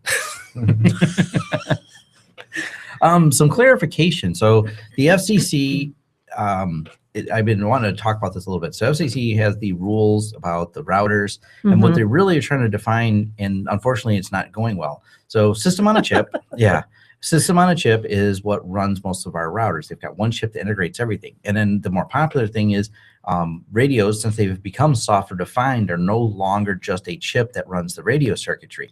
So the FCC goes, hey, we don't want people interfering with each other. Well, when you start modifying these routers and running DDWRT, that also gives you access to the SDR. And at that point, you can go, let me crank the wattage up on my Wi-Fi and put heat sinks on it and expand it, which is fun. But then the FCC is going, hey, we have a problem with this. But the solution, most of the companies, and TP-Link's been doing this, they were popular for the open source, replacing with an open source alternative, and now they're not because they don't have a way or don't feel like taking the time to do it to lock out the SDR, but giving you access to everything else on there. But I'm not sure how plausible that is because everything runs on one chip. So their solution has been, and a lot of other companies are doing this, in order to comply with the SEC, we're locking out your ability to run your own software on the router. So I've seen a trend towards that. It's unfortunate. I kind of wish it wasn't happening, but I'm not sure which companies to recommend. They were one of them that made hardware that was just easy to flash over to DWRT. I don't like the fact that I have to get an old router to do it. So what's going to be the future on this? I'm hoping some more open source router options become available. They don't seem to be as prevalent. I mean, I like the running. Well, you can turn a Raspberry Pi into a router, can't you? Yes, but sometimes there's issues. I would like something turnkey, like, hey, I can just buy an integrated box for home users, run DDRT on it. Sure. I mean, at home I run pfSense and then a Unify, but that's not cheap. That's not a home user easy setup turnkey. there's a little bit trickery and stuff to getting it set up. I'm doing it. That's one of my talks at PaymentCon is putting that together. That's great for people that are more technical, but a lot of people go, I have friends who I just want a router in my house. Yeah. I just want a box that distributes Wi-Fi to all my devices, and I want it to be secure and updatable. And so far, the offerings from you have so many demands. I know, so many demands. Secure and updatable. What? So, and of course, another hospital hit with ransomware, a really big hospital, and it's just kind of scary because it takes the entire systems down. It was MedStar, and I think they said over 100,000 people affected by that. They're a bigger. Multiple location hospitals, I think outside the DC area. Now, the funny part about this was there's a subreddit, and I'm on Reddit a lot, TIFU for today I effed up. And a guy had posted in a few hours, goes, I got a new job and I accidentally at a hospital. I actually downloaded ransomware and shut down all the systems. I'm not sure if I'm going to be able to keep my job. And then the breaking news, like 4 hours later, that an entire hospital network was shut down and the guy quit posting and everyone thinks he was the guy that did it. Oh, jeez. So we're not really sure. They're like, hey, he said today I messed up by clicking and loading something. Holy cow. Yeah, but this is, why I have such a concentration myself on security and securing small companies, because even these big companies, I mean, they do a lot. Tony works securing a large hospital network too. It's a big, daunting back and forth task to do that on there. But it is what it is. That's what I have for the news. Yeah. All right. I had brought up that same link for the hospital, MedStar, and it's a Washington, D.C. area. They had 10 hospitals in their system. Yeah. Whew. Yeah. So that was 18,000 was the how much they wanted for the ransom. I didn't know that. Well, that's not much. You know what though? If you think about it, what would it cost, Tony, to restore a hospital network? I mean, you guys have your own hot live backup system. I think the downtime, the cost, would your hospital probably just go? Hey, this could be turned into a business model. Think about it. It is a business model, right? Yeah. No, that's right. It's 18,000 is much cheaper than what it would cost to shut all down the and restore. manpower to shut down and restore from a live or from a hot backup and even if you have a hot backup running, and then so you could switch over to that, and it takes like I think a minimum 4 hours up to 12 hours, and then to switch back to your main running system after the restore has been done. That's another like 4 12 Not to hours. mention the way Microsoft authenticates against domains and having to restore the computers and reset the domain trusts. I know when we've done that, and that's just one of those pain in the butt things. We had a client, their server died, where you can restore their server to the last known backup, and then you got to reset all the domain trusts. There's just a lot of labor that goes into it. Right. Yeah, exactly. And that's that comes down to the Kerberos keys that AD uses. Yeah. Yeah. Microsoft does do security on that, although there's some fun ways to bypass it. I should put together a talk sometime about. I don't know if you can change someone's password and they can still log in if they disconnect their network and log in a certain way. Yeah, cache credentials. Yeah, cache credentials I don't understand why it does that, because once you cache credentials, you plug it in, then it re-authenticates again and works. It's how would you do it on a laptop if you're not on the domain? Yeah, I don't know what the solution is, but but it's all. There's also, I mean, this isn't Linux related, but there's AD options in there to be able to turn that off. Okay. So that a user has to authenticate, and if they don't, then they're not allowed in. So you can have lower level people that don't travel with laptops. Yeah. And require all their logins to always be to log in. They're authenticated every time. Cool. Anyways. Yeah. So I found another one that was that there's an update to Ubuntu BSD. I think we talked about it on the last show. Yeah. The Ubuntu BSD. It's based on Ubuntu 15.10 with the BSD kernel. And I had it here just a second ago. Yeah. While you look for it, it's free BSD. But while you're looking for it, let me just say this: I downloaded it, and because I thought, I'm just gonna test this thing out and just see what's going on with it and how different it is and that type of thing. What I found out is that I think my DVDs are past their use by date because I couldn't get any of them to work.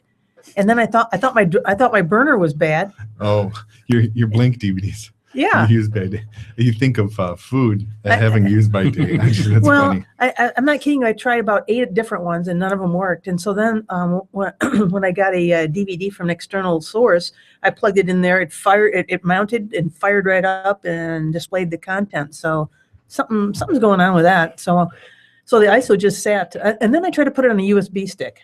And then I was told that it's not hybrid, so it wasn't going to boot off a USB. So I just thought, because I was thinking, this would be a great review to do. But then I ran into problems and went to plan B. Yeah.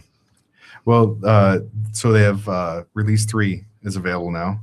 And I was trying to think of why you would run Ubuntu with a BSD kernel. What's the advantages? And I know there is some security on it, like better. But if you think about it, if somebody's into the kernel level and hacking your kernel, you've got other problems. Yeah. So there's the most of the attacks, like if they're remotely attacking your computer, it's going to be attacking services that are running. Mm-hmm. So you would not only need to have the BSD version of the kernel running, you would have to have the BSD version of Apache, of PHP and MySQL, all sorts of other things to be able to really use the BSD security model. Sure. So it's, I mean, I think it's a neat project, and it might just be like, I don't know. It's still, I don't see a really good use. So if somebody out there can explain to me a little bit better, then let me know. And I'm sure if you're running Ubuntu on top of BSD, you're not running a server. So why would you have a desktop? Right? Why would what's the advantages of running it as a desktop? It's not running systemd. All right. That's the reason why they came up with this. Oh yeah. Yeah. Well, I guess that's a. And for But some again, people, that's pretty legitimate. If you're running, Don't you remember how I was kind of desktop, cursing systemd why last time we recorded? huh? I was kind of mad. Well, I thought systemd screwed up something on my desktop. Anyway, I never mind. Keep going, Tony. I didn't mean to distract you. I mean, if you're running a desktop, why are you really getting that far into that that you really worry about the init system? I mean, as a desktop, you have applications that pop in front of you. You're not getting in and running and needing to change Tony, you service know level how stuff. Linux people are. Well, in so much of Linux, sometimes it's because we can. Yeah, exactly. Because I can take these two completely separate operating systems and merge them into one Frankenstein operating system, and I can. Right. And I agree with you. I think it is really interesting that they're doing it. Yes. I just don't see a good use for it. Yeah, Okay, well, All right. just because because it's not systemd, that for some people that is good enough. And you could That's also right. just count the number of distros there are and ask the same question. Right. This guy didn't put the volume on the right side, so I completely respun an entire distro. Yeah. All Right. right. That's what I love about Linux, though. I like the fact that some people see it as market fragmentation. I'm like, no, it actually runs all the same software. Just someone got a bug up their butt and forked it because, they said the volume button should be on the right. All right. And I found one more article I want to talk about is how to connect your LAN to Amazon Virtual Private Cloud. Ooh. And it's interesting. And really, it goes through like multiple different VPN ways to do it. Oh, okay. So there's your typical VPN tunnel, like IPsec, SSL things. And then there's actually a So what you're saying, Amazon VPN backend that you can connect to that gives you, that it makes your kind of like a web your dev cloud. thing, sort of like a web dev where, I mean, maybe not in how it works, but you can open up your file manager and you see, And it's right there. you see it there as like an attached drive. Yeah, very similar. Okay. But you have it's as if your Amazon cloud server is sitting in the same building as you are. Yes. Where you have full network access to it, Okay. not just a few ports connected to it. Oh, okay. That's actually one of my clients. That's how they run it. And Phil, I wonder if maybe sometime we can get him to stop by and come on the show. The guy's an expert at Docker and at the AWS web services. They run their whole company on it, and it's all a Linux house, and it's how they do everything scalably at their company. So their own network is tied to the Amazon network, and as they build their apps, they push them out to AWS, but they've got all the VPN set up, so it's transparent, so to speak. So it's really a neat system. He's even wrote some cool Docker scripts that respin servers as load demand goes up. So as traffic hits their website to start doing the calculations it needs, he actually spins up more virtual sessions to handle the extra. It's really cool Wow. code. The guy That's codes nice. and he's really, really elaborate about it. Yeah, So, that's the perfect use case for cloud. he's a really good back-end engineering designer for that kind of work. It's some neat stuff. He's helped me with a couple of projects we've had in my office. I mean, I needed to set up a Apache proxy for my Screen Connect server. I was looking at, I think I get how to do it. He did it in like 5 minutes. Even wrote all the scripts and everything. He's also the guy who Nice. wrote the scripts for the our automatic drive destroyer. So, Oh, yeah. Oh, yeah, he's a really good coder. Right. So, but it does say there is a AWS managed VPN gateway. So there's a I'm going to look into that, Tony. way to be able to connect into it. Well, I'm actually looking at moving things over to the cloud as we produce more and more videos I produce. I need someone to store it. And Exactly. That's why I want to do it. yes, and their Glacier storage is incredibly inexpensive for mass amounts of storage for things like video. And so, yeah. And it's not affected by global warming, so it will Nope. not melt. It will not melt. Right. All right. One news item I kind of glanced over because this affects both Windows and the Linux world, is SMB, which is server message blocks. That's the Windows file sharing system. It used to be called CIFS. There's a new vulnerability called bad block that can give anyone admin access. There's going to be an update coming up this Tuesday to fix it on not just Windows platforms, but the Samba system that emulates on Linux. Apparently, it's a flaw in the protocol. So this company found it, and they're doing responsible disclosure. So they're giving all these companies opportunity to release updates for it. And we run with FreeNAS, we run Samba to talk to the Windows machines. It's kind of interesting that they found it's gone forever. And basically it gives you full admin privileges. Granted, it shouldn't be a public facing protocol. It should be something in internal networks, but it's still scary because someone could plug into a hospital network perhaps, and without being authenticated, get admin privileges on the protocol. So that would be scary. Yeah, that's pretty bad. And then add insult to injury and charge you to one. If it charges you only $18,000, we can fix it. So. But that's a vulnerability that crossed over into the Linux world too. So. All right. I just want to make a little bit of clarification. Unless something's changed in the last year, I thought that SMB was the old protocol and CIFS is the new. I think so. I think CFS. Tom, CFS hey, Tom, when protocol. Tony and I both are saying that, it is. So. No, you're right, because SMB was the old one, and then they had moved to CIFS, and I thought, well, shoot, Samba. That's how, SMB, and then they threw in the A's, and you have Samba. So are they going to change that? No, they didn't, of course. But yeah, that was my understanding too, that CIFS was the new name. Yeah. Okay. And it's not just a new name; it's a whole new protocol and everything that it uses. But it does. But supports. It basically does the SMB. same thing. Yeah. Right.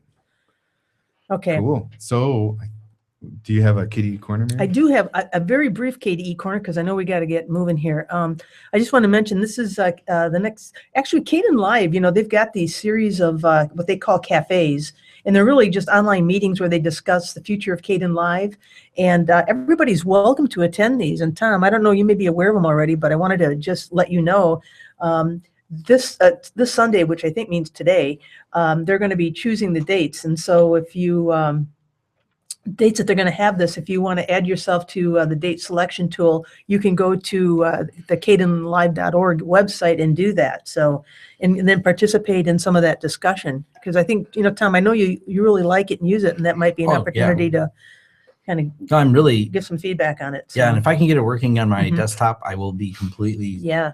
I will. In Nirvana. Oh yes. So yeah, so that was just the Kden Live thing I wanted to mention, or excuse me, the KDE corner thing I wanted to mention. Cool.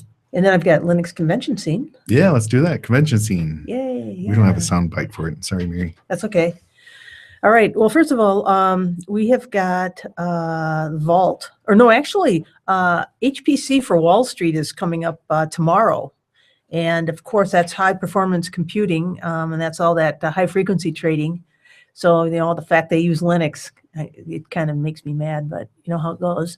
Right. Anyway, so that, of course, is for Wall Street IT and professional. I think it'd be interesting to work for one of those companies, though, and just see how they're using those Linux servers. Because, they co-locate them at the exchange so they can, I'm going to say, this is my opinion, so they can front run everybody else's orders.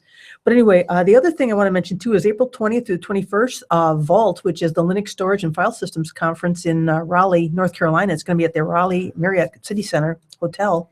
That, of course, gathers top development, research, experts, and subsystem maintainers to map out and implement improvements to the Linux file system storage and memory management subsystems. So I guess it's not for people on the street like me. Anyway, and then, of course, the one that we're all excited about is at the end of the month. And what is the date for PenguinCon? It's what, April 29th through May 1? Yeah. Yep. Something like that? Yes. PenguinCon, that's right, at the Westin in Southfield, Michigan. And PenguinCon is a unique convention because it brings in elements of science fiction and technology together to create one heck of a fun weekend. You'll see people walking around in costumes, people who look like geeks because they are, intermingling. And yeah, it's going to be great.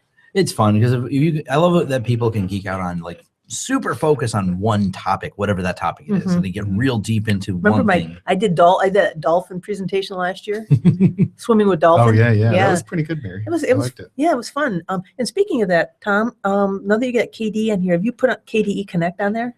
I have. It's on there because it comes as a default load. I just have not tested it. Put it on your phone. Yeah. Oh my gosh, I love it. moving files between my phone, getting videos off my phone because I'm running out of space already. Mhm. It's great. But anyway, so PenguCon, and that's really the Linux convention scene for this month. Awesome. The big stuff. There's a lot of little things, but I'm not going to belabor that. Hey, did you look up? There's Kansas City Linux Fest is coming up soon. I remember last year it was right before PenguCon or the same weekend. So I was wondering, or not same weekend. but- Kansas Linux Fest. Yeah. I didn't see anything, but Are we all going to the Ohio Linux Fest this year? Yeah, that's my plan. Okay. I was thinking about it too. I don't know the date. Or have they announced it? just they did announced it. announce it. Okay. I was looking. They have to wait until they know what Ohio State's football schedule is, because I think they have it on a, and actually just to close the loop on Kansas Linux Fest, it's May 21st, 22nd, so it's next month. Next month, yeah. Okay. So, but anyway, Ohio Linux Fest is coming up, and Yeah. No, I like that was a good one. It's not too far of a drive. They're actually moving out of the convention center and Really? over to the Hyatt. to the Hyatt, they're classing Yeah. it up. That's Ooh. where I like to stay. Yeah, and it's October 7th through the 8th. Okay. Uh-huh. So it's in October. It's at the Yeah. Hyatt. Mhm. And what they said is nice is the things are going to be closer, so it'll be less walking. Mhm. There's more food in the court, the food area. Yeah, there's a food court right court outside the right Hyatt there. Hotel. Yeah. So So that's we like I think Tom and I we stayed in the brewery last time, Yes. and so it's very close there. Yep. And the Hyatt is on one end of the little convention area, And the then brewery's on the other. brewery's on the other. Yep. And it's very nice right there. Yeah. Mhm. So cool. We'll talk more about that as it gets closer, because we'll get a chance to reconnect with all of our podcast buddies and others. So cool. So anyway, but that's what I got for conventions. Speaking of conventions, or not convention, but podcasters, Yes. the Podcast Detroit's going to run a meetup in May. Yes. So if you're a podcaster in the Detroit area, and even if you're not affiliated with Podcast Detroit, we all want to get together and swap ideas and talk and Is it stuff. going to It's be in a gonna brewery? Actually, I think it's going to be here. Yeah, I think it's gonna be Oh, here. okay. So, Okay. or So actually they- downstairs in Activate. Okay. Yeah, Activate Gaming is hosting it. Yeah. So was that May 4th, I believe? So it's like Thursday. 5th. Oh. Yeah, it's like Cinco the de Thursday Mayo. after. Is it Cinco de Mayo? No, I swear it's the 4th, the day before. Is it? Anyway. Well, we'll just move on. We'll get have a the hold of info. us. We'll send you the invite, and so show at smlr.us or on Facebook or Google Plus. Get a hold of us and let us know that you're in the area and you want to be able to hang out. All right.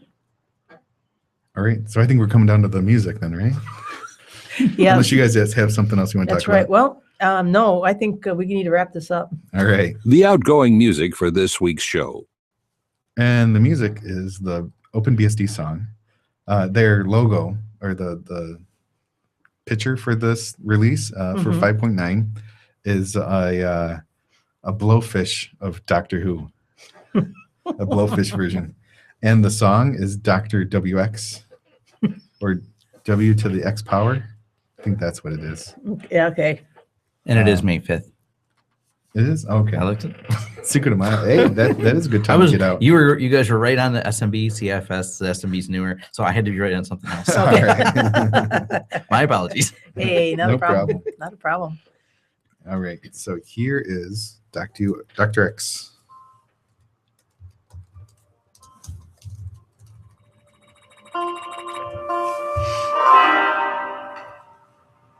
Oh no, this is systematic. Whoops, wrong song. There's Dr. WX.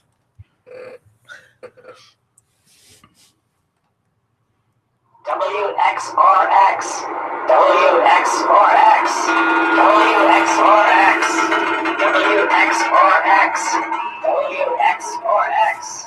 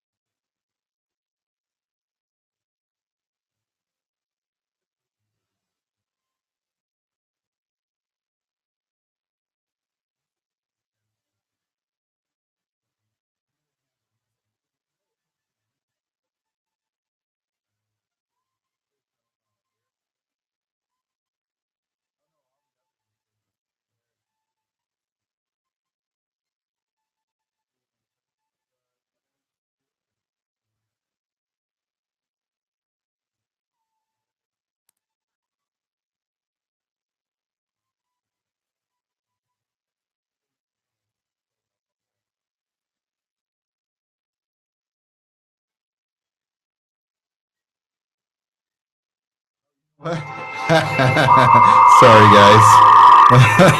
What? I Accidentally played left it the from my moment of laptop. silence. And I turned the mics off so nobody could hear the music. They could just saw silence. Whoops. Sorry, guys, about that. That will be edited out. Anyway, if you want the full version of the song, go to the show notes and you can either download it yourself or it'll be included in the a high quality version in the edited version of the song. The high quality version of the show. Right. There is one. There's No, not even a just low quality. kidding. Just kidding. All right. Sorry for that pause or that silence. Silent, yeah. Yeah, there was a little mic problem we had, but I think Tony, you got it fixed, right? The mic problem or Your problem. stupidity, or I don't know what you want to call it, but anyway, so we're coming to the end of the show. Mhm. This has been episode 178. No, 187. Bash Windows. Bash Windows. Yeah. This is Tony Bemis. Mary Tomich. And Tom Lawrence. See you next time. You've been listening to the Sunday Morning Linux Review. If you would like more information about this or other shows, go to smlr.us. Feel free to send comments to show@smlr.us or give us a call at 734-258-7009. I'm John Miller. If you don't like it, you can Bite my 8-bit metal ass. That's bite with a Y.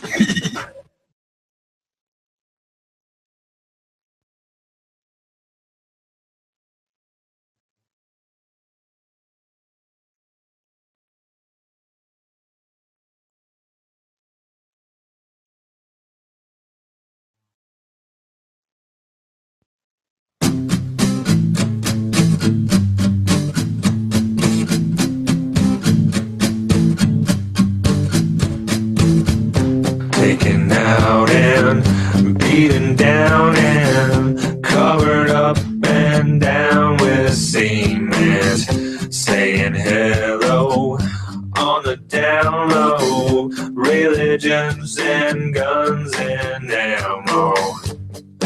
In my mind, I made my mind up. I don't mean to take your time up. In my heart, I know the real trick. Baby, I know that you make me sick. Sick as a dog. Don't get me wrong. Sick as a dog. Got a fever. She believer, medicine makes people evil.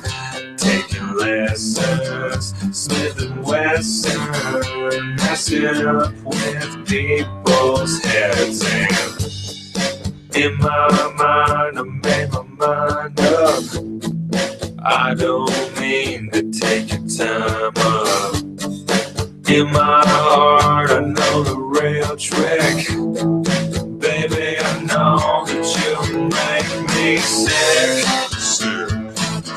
Sick as a dog. Don't get me wrong. Sick as a dog.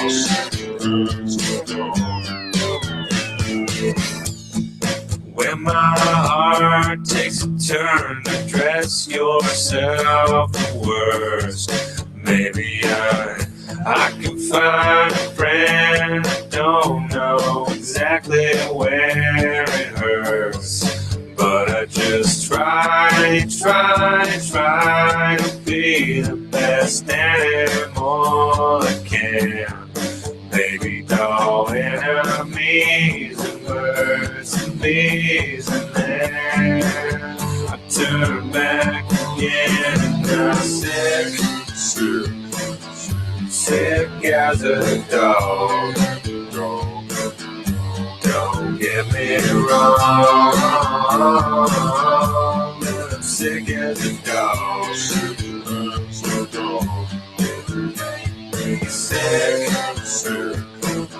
Sick as a dog.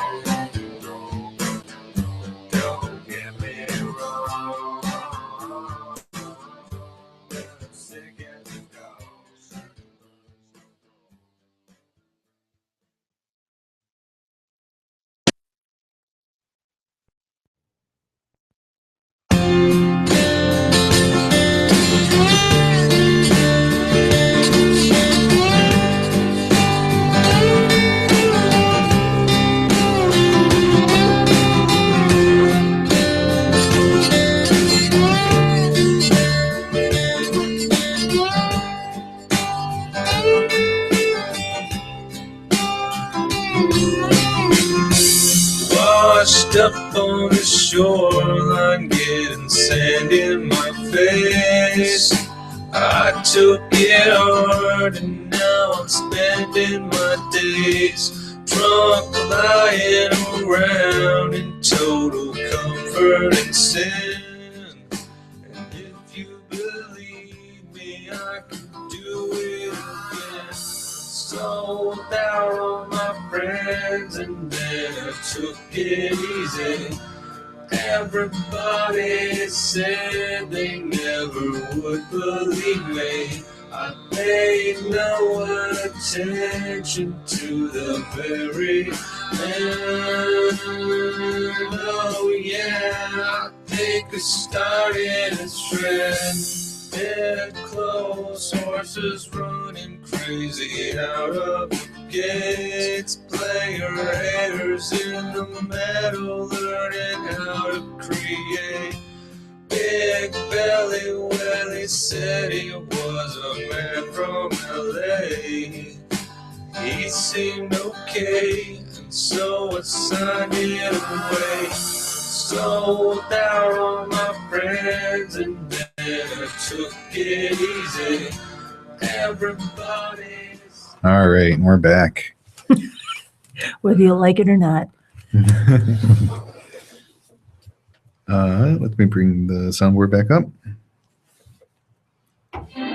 The Sunday Morning Linux Review with Mary Tomich, Tom Lawrence, and Tony Bemis as the Beaver. And we're moving on to episode 188. Fresh looks. That's right. Is this Fresh Looks or is it a tooltip? It's fresh looks. Hawk, she said. Hawk, she said. That's right. And the reason, This is Tony Bemis. Mary Tomich. And Tom Lawrence. And you know, I just remembered we have a soundbite for Fresh Looks. What are we taking a fresh look at this week? Oh, there we go. Well, actually what we're doing is we're taking a fresh look at some open source tools to solve real world problems. And actually, Tony, I want to thank you for kind of conceiving that title or coming up with that title because I hadn't gotten that far. I was busy using open source tools to solve real world problems. Now, normally this fresh look is done as a kind of a review of a Linux distribution or maybe a BSD version or something along those lines. But this week I'm doing something a little different. I plan to discuss the support I'm providing to the effort to recall the governor of Michigan. Using Linux to recall the governor. That's right. And he was one tough nerd. Can he stand up to Linux? Yeah, actually I voted for the guy too. So anyway, I voted for him once. But anyway, so and that's Rick Snyder. And of course, for anyone who has heard it in the news, you know, the city of Flint, Michigan had a water crisis and they had an emergency manager. I won't go into a lot of detail about that because what I really want to talk about is the project I'm working on and some of the tools that I'm using. Anyway, so but they decided to conduct a recall of him, and the recall is really pretty daunting because you've got to gather, I think it's around 700,000 to 800,000 signatures within 60 days, and that window it has kind of shortened. And the legislature did that because they just don't like to have people recall them, so they decided to make it kind of difficult. Right. Now I've got a question.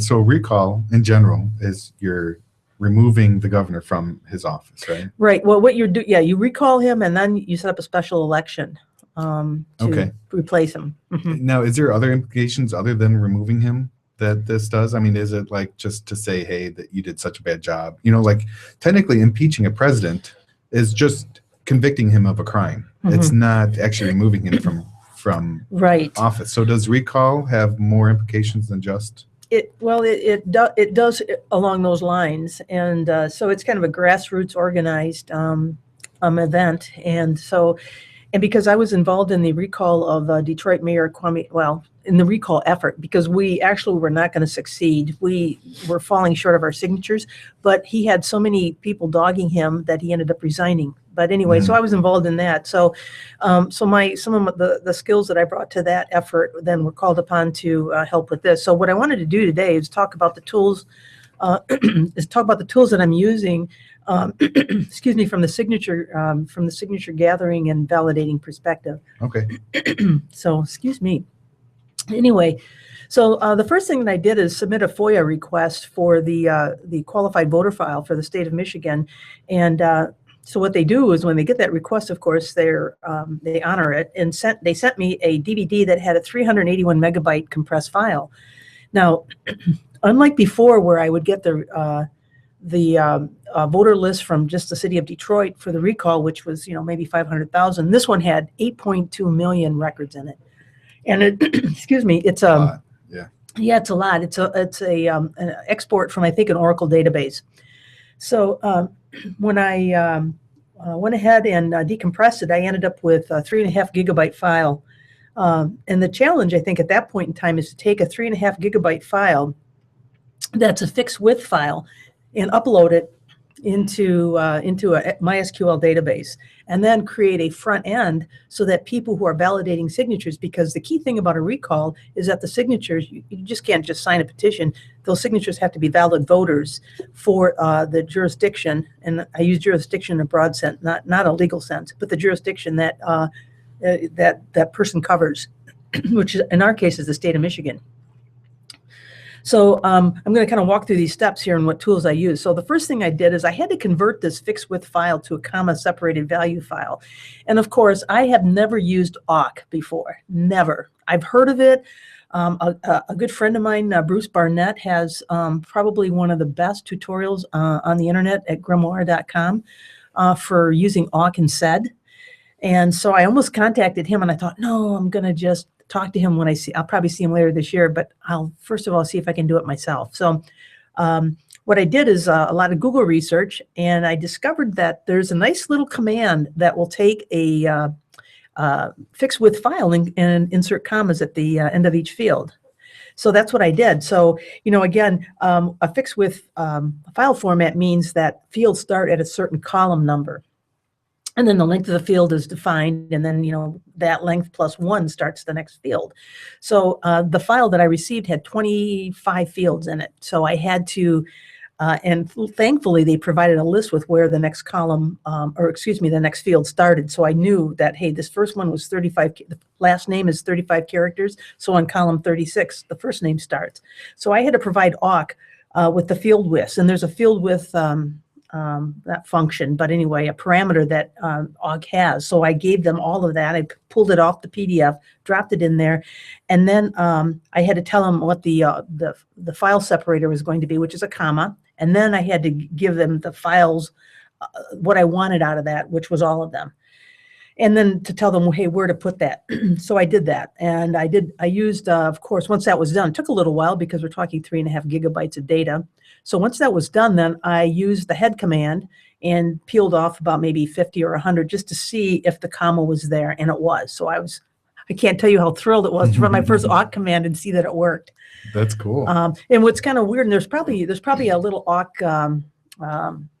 parameter option that will allow you to see it happening. But for me, once it started running, nothing was moving. I mean, I could tell I didn't have a prompt, so I knew it was happening. And then I had pulled up Dolphin, and I could see that that something was going on with that file. But your output file was growing? Yes. Because it was actually sticking stuff into it. It was. That's cool. Yep. And so so that was great.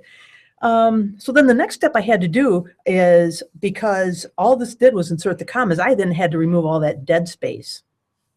By dead space, I'm talking about the space, because even though 35 characters had been allotted for the last name, I didn't see any last name that exceeded that. I mean, like mine has got 6 letters, so I didn't want to have all those spaces So you had to go through and truncate. Yes, exactly. So there was another awk command that was very easy to do, and that just a very short command, unlike that first one I tried. So, I tested it first, of course, and it worked. And I took a it was about a 3.5 gigabyte file down to, I think it was like 1 point something gig. So there was a ton of white space in there that immediately got removed. Now, the methodology that I use to import into MySQL requires that the field content be double quoted. So I then had to insert double quotes into each field, the information for each field, so that it was all set up like that. So what I went out and Googled some more, and I found out that there was a great little sed command. Now, sed is just simply short for stream editor. And like awk, you type in the command. Sed's a little more esoteric. It kind of reminds me of regex. It uses like regular expressions to try. Regular regex, expression. So it wasn't as intuitive to look at as awk was. But I looked at it, tested a little bit, and I thought, yeah, this is working. And so I went ahead and just ran it, and sure enough, I ran the head command a little later, took a look, and sure enough, all my field content was double quoted. And I thought it was, and again, some of you who are listening who use this on a regular basis probably won't fully appreciate someone like a newbie like myself using these tools for the first time and taking a look at a 3.5 gigabyte file, doing this little line and having it applied against the entire file. It was amazing to me. Right. No, and I agree. And it was magic, really. And so somebody might say, well, I can open a file in Excel and do the same thing, find and replace and do all. Not when it gets that big. Yeah, not a 3 gig file. Well, here's the problem. We're talking 8.5 million records, and I think the maximum number of rows in Excel, as well as I think LibreOffice Calc, because I checked that, is I think it's over 1 million, but it's less than 2 million. And I already can tell you from experience, 4 times that size. Those programs, both Excel and Calc, start choking on large file sets like that. And it's one of the reasons I've had to use that. Sometimes I have companies need help analyze something, and we've dumped it in there, and it starts choking really bad. But you can just drop it to the command line. And I've used sed and awk even recently. My bank made some changes, and I needed to modify the accounting files that I use for importing into KMyMoney, and just dropped to command line, change one little. They had a field they changed all the way around, so I had to insert one field and change another so it imported properly, and no big deal. Exactly. Yeah.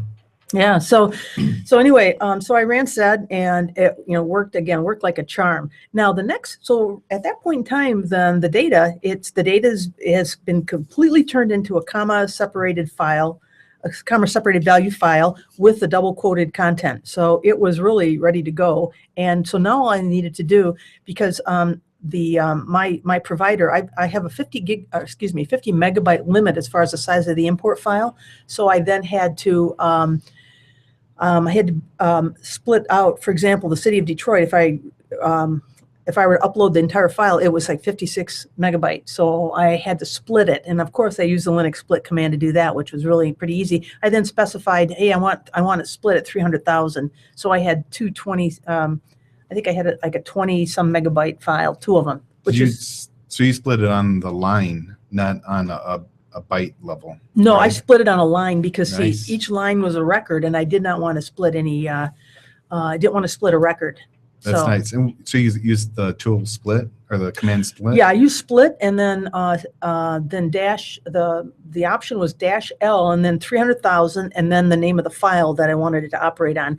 And I could not believe how fast it was. About 2 seconds, well, maybe 3, Wow. and boom, I had my 2 files. Huh.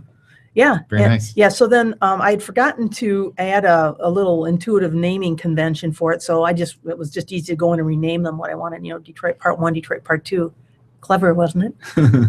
So anyway, so that's what was happening. Now, one thing I want to mention about awk is that had I not converted to a comma separated value file, they do have a, I think it's called substring, where you can go in and you can tell it that, hey, I want to go into I want to go into this column, and I want you to search for a string and then extract, because what I was doing is I was extracting voters by city.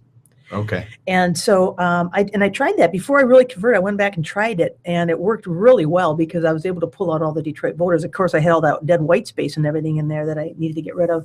But when you're doing it with a field, you just simply tell it $, the field number, and then you just use the little tilde, which basically says, hey, this is the string I want you to look for, and then put it between your forward slashes, and it will go in and find it. Now, again, depending on what you're looking for, it may take a couple minutes. It may take, more than 5 minutes, which, when you're looking for 500,000 records for, I think it was what Detroit was, maybe a little more than that. It took a while. Now, the next thing I had to do is I had to clean up the data. And by the way, too, one thing I noted is that first awk command I ran to insert the commas, you have to preface the name, the number of the field with a $sign, because if you don't, it's going to just take the literal value and put that in.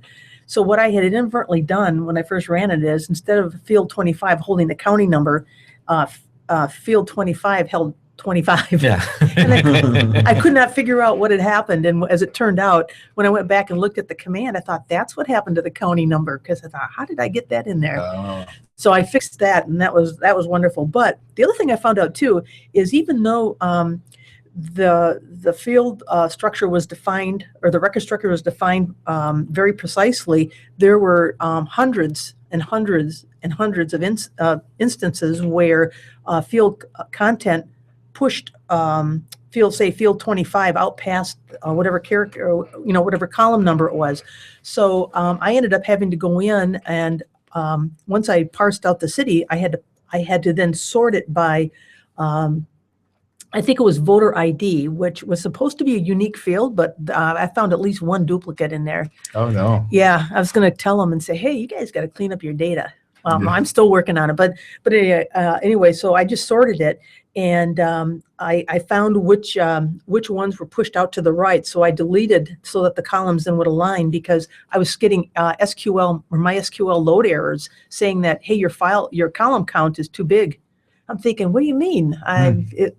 Well, when it's at line, 20,000, and I would open up the extract in Calc, and it looked pretty good. I didn't go down to line 20,000, but then I had to reopen it, sort it, and then I suspect there's an awk command to easily do this type of thing, but I didn't know what it was, and I just thought once I extracted, I could drop it into Calc. And then I also added a front column, because I decided at first I was going to use the voter ID column for the unique identifier. Mm-hmm. And then when I found out I didn't have, that's how I defined the field. And then when I found out I had at least one duplicate, I thought I'm not going to use that. I added an auto increment field.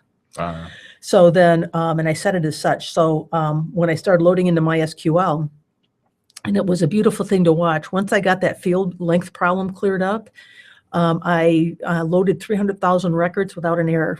Nice. Oh my God, it was wonderful.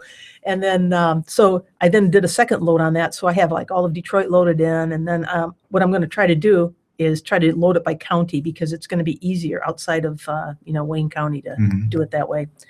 So anyway, now the other thing I have to do once I get this in, and I put it in MySQL, and I use PHP-MyAdmin, which of course is kind of the standard dashboard interface for, managing MySQL. There are probably others, but that's the one I used. I then have to set up the front end tools that people will then access via the web. So I have set up a little website that they log into, and then I've got a little web page that is a form, so they can then type in the first and last name of the voter.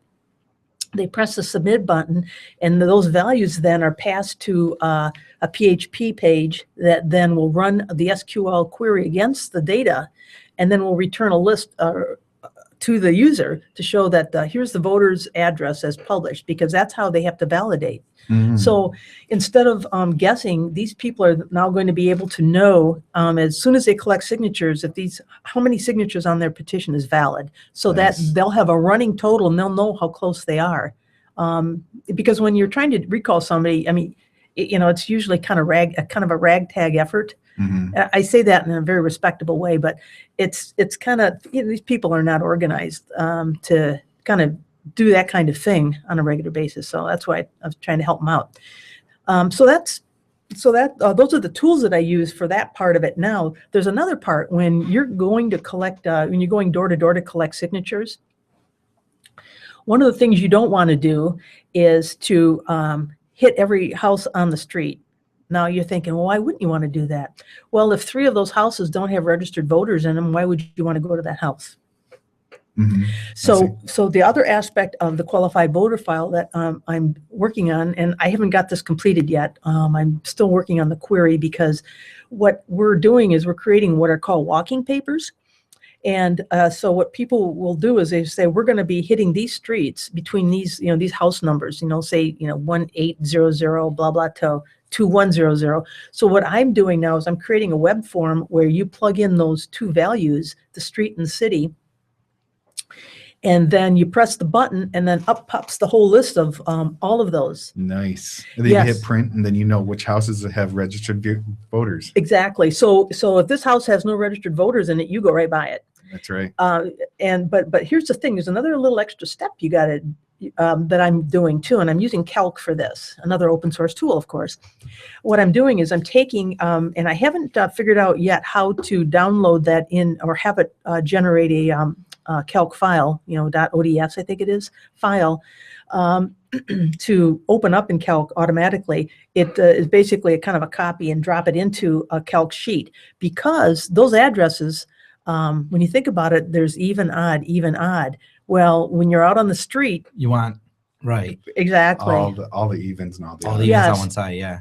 So there's a function in Calc called is_even, and there's another one called is_odd, surprisingly enough. So what I'm doing is I am in another field, I basically have that check made so it's either true or false. So then what we quickly do then, There's an SQL statement that does that too. So you could build that right into the web page. oh, Say, do you want, that's do you great, want because it I'm still split? kind of And it'll wrapping. be right in the web page. Yeah. Yeah. The reason I know, like, I'm not a DB admin, but I have Well, to I'm not learn some either, of and the it stuff shows. because I'm working on a project also that requires backend SQL queries and posts and stuff. Okay. And that's one of the things I ran across is I saw that that's an option that even odd on there. So you can say you'd add another click on it. Do you want it split or not? And if you say split, then you run one SQL query that splits, that does two different sections. Okay. And you could probably label it Do you have that? odds and evens and Yeah. in my notes I have the website that explains that stuff. Oh, great. Because I'm what I'm doing right now is I'm testing. See, the query is a little different than the signature validation query, which just simply takes two parameters and does a select all the records that have these, for the fields that have these two. This one I'm doing a range. So I'm using the between clause. So and the challenge that I'm kind of working around right now is all the little quotes and all the little things that I have to do in order to get that that query to properly execute. I'm still kind of working on that a little bit, but I think I should have it done by the end of the day. But that would be great, because then I wouldn't have to run those steps in Calc to do the is_even check. Yeah. But because what then happens is it then will just list, and then that's how the walking paper gets generated, is that if you're walking down the odd side of the street, you got the odd addresses, and then the other person's got the even addresses. And so then they get printed, and then the signature gatherers go out with that information, and that's how we're doing it. Yeah. So you could to give them the Excel sheet or the Calc sheet, you can have in there, like as part of the output, have that query run another time, that instead of displaying it to the web page, it shoves it into a temp file, and then it links to that file. So they just click on it, and then you can download it.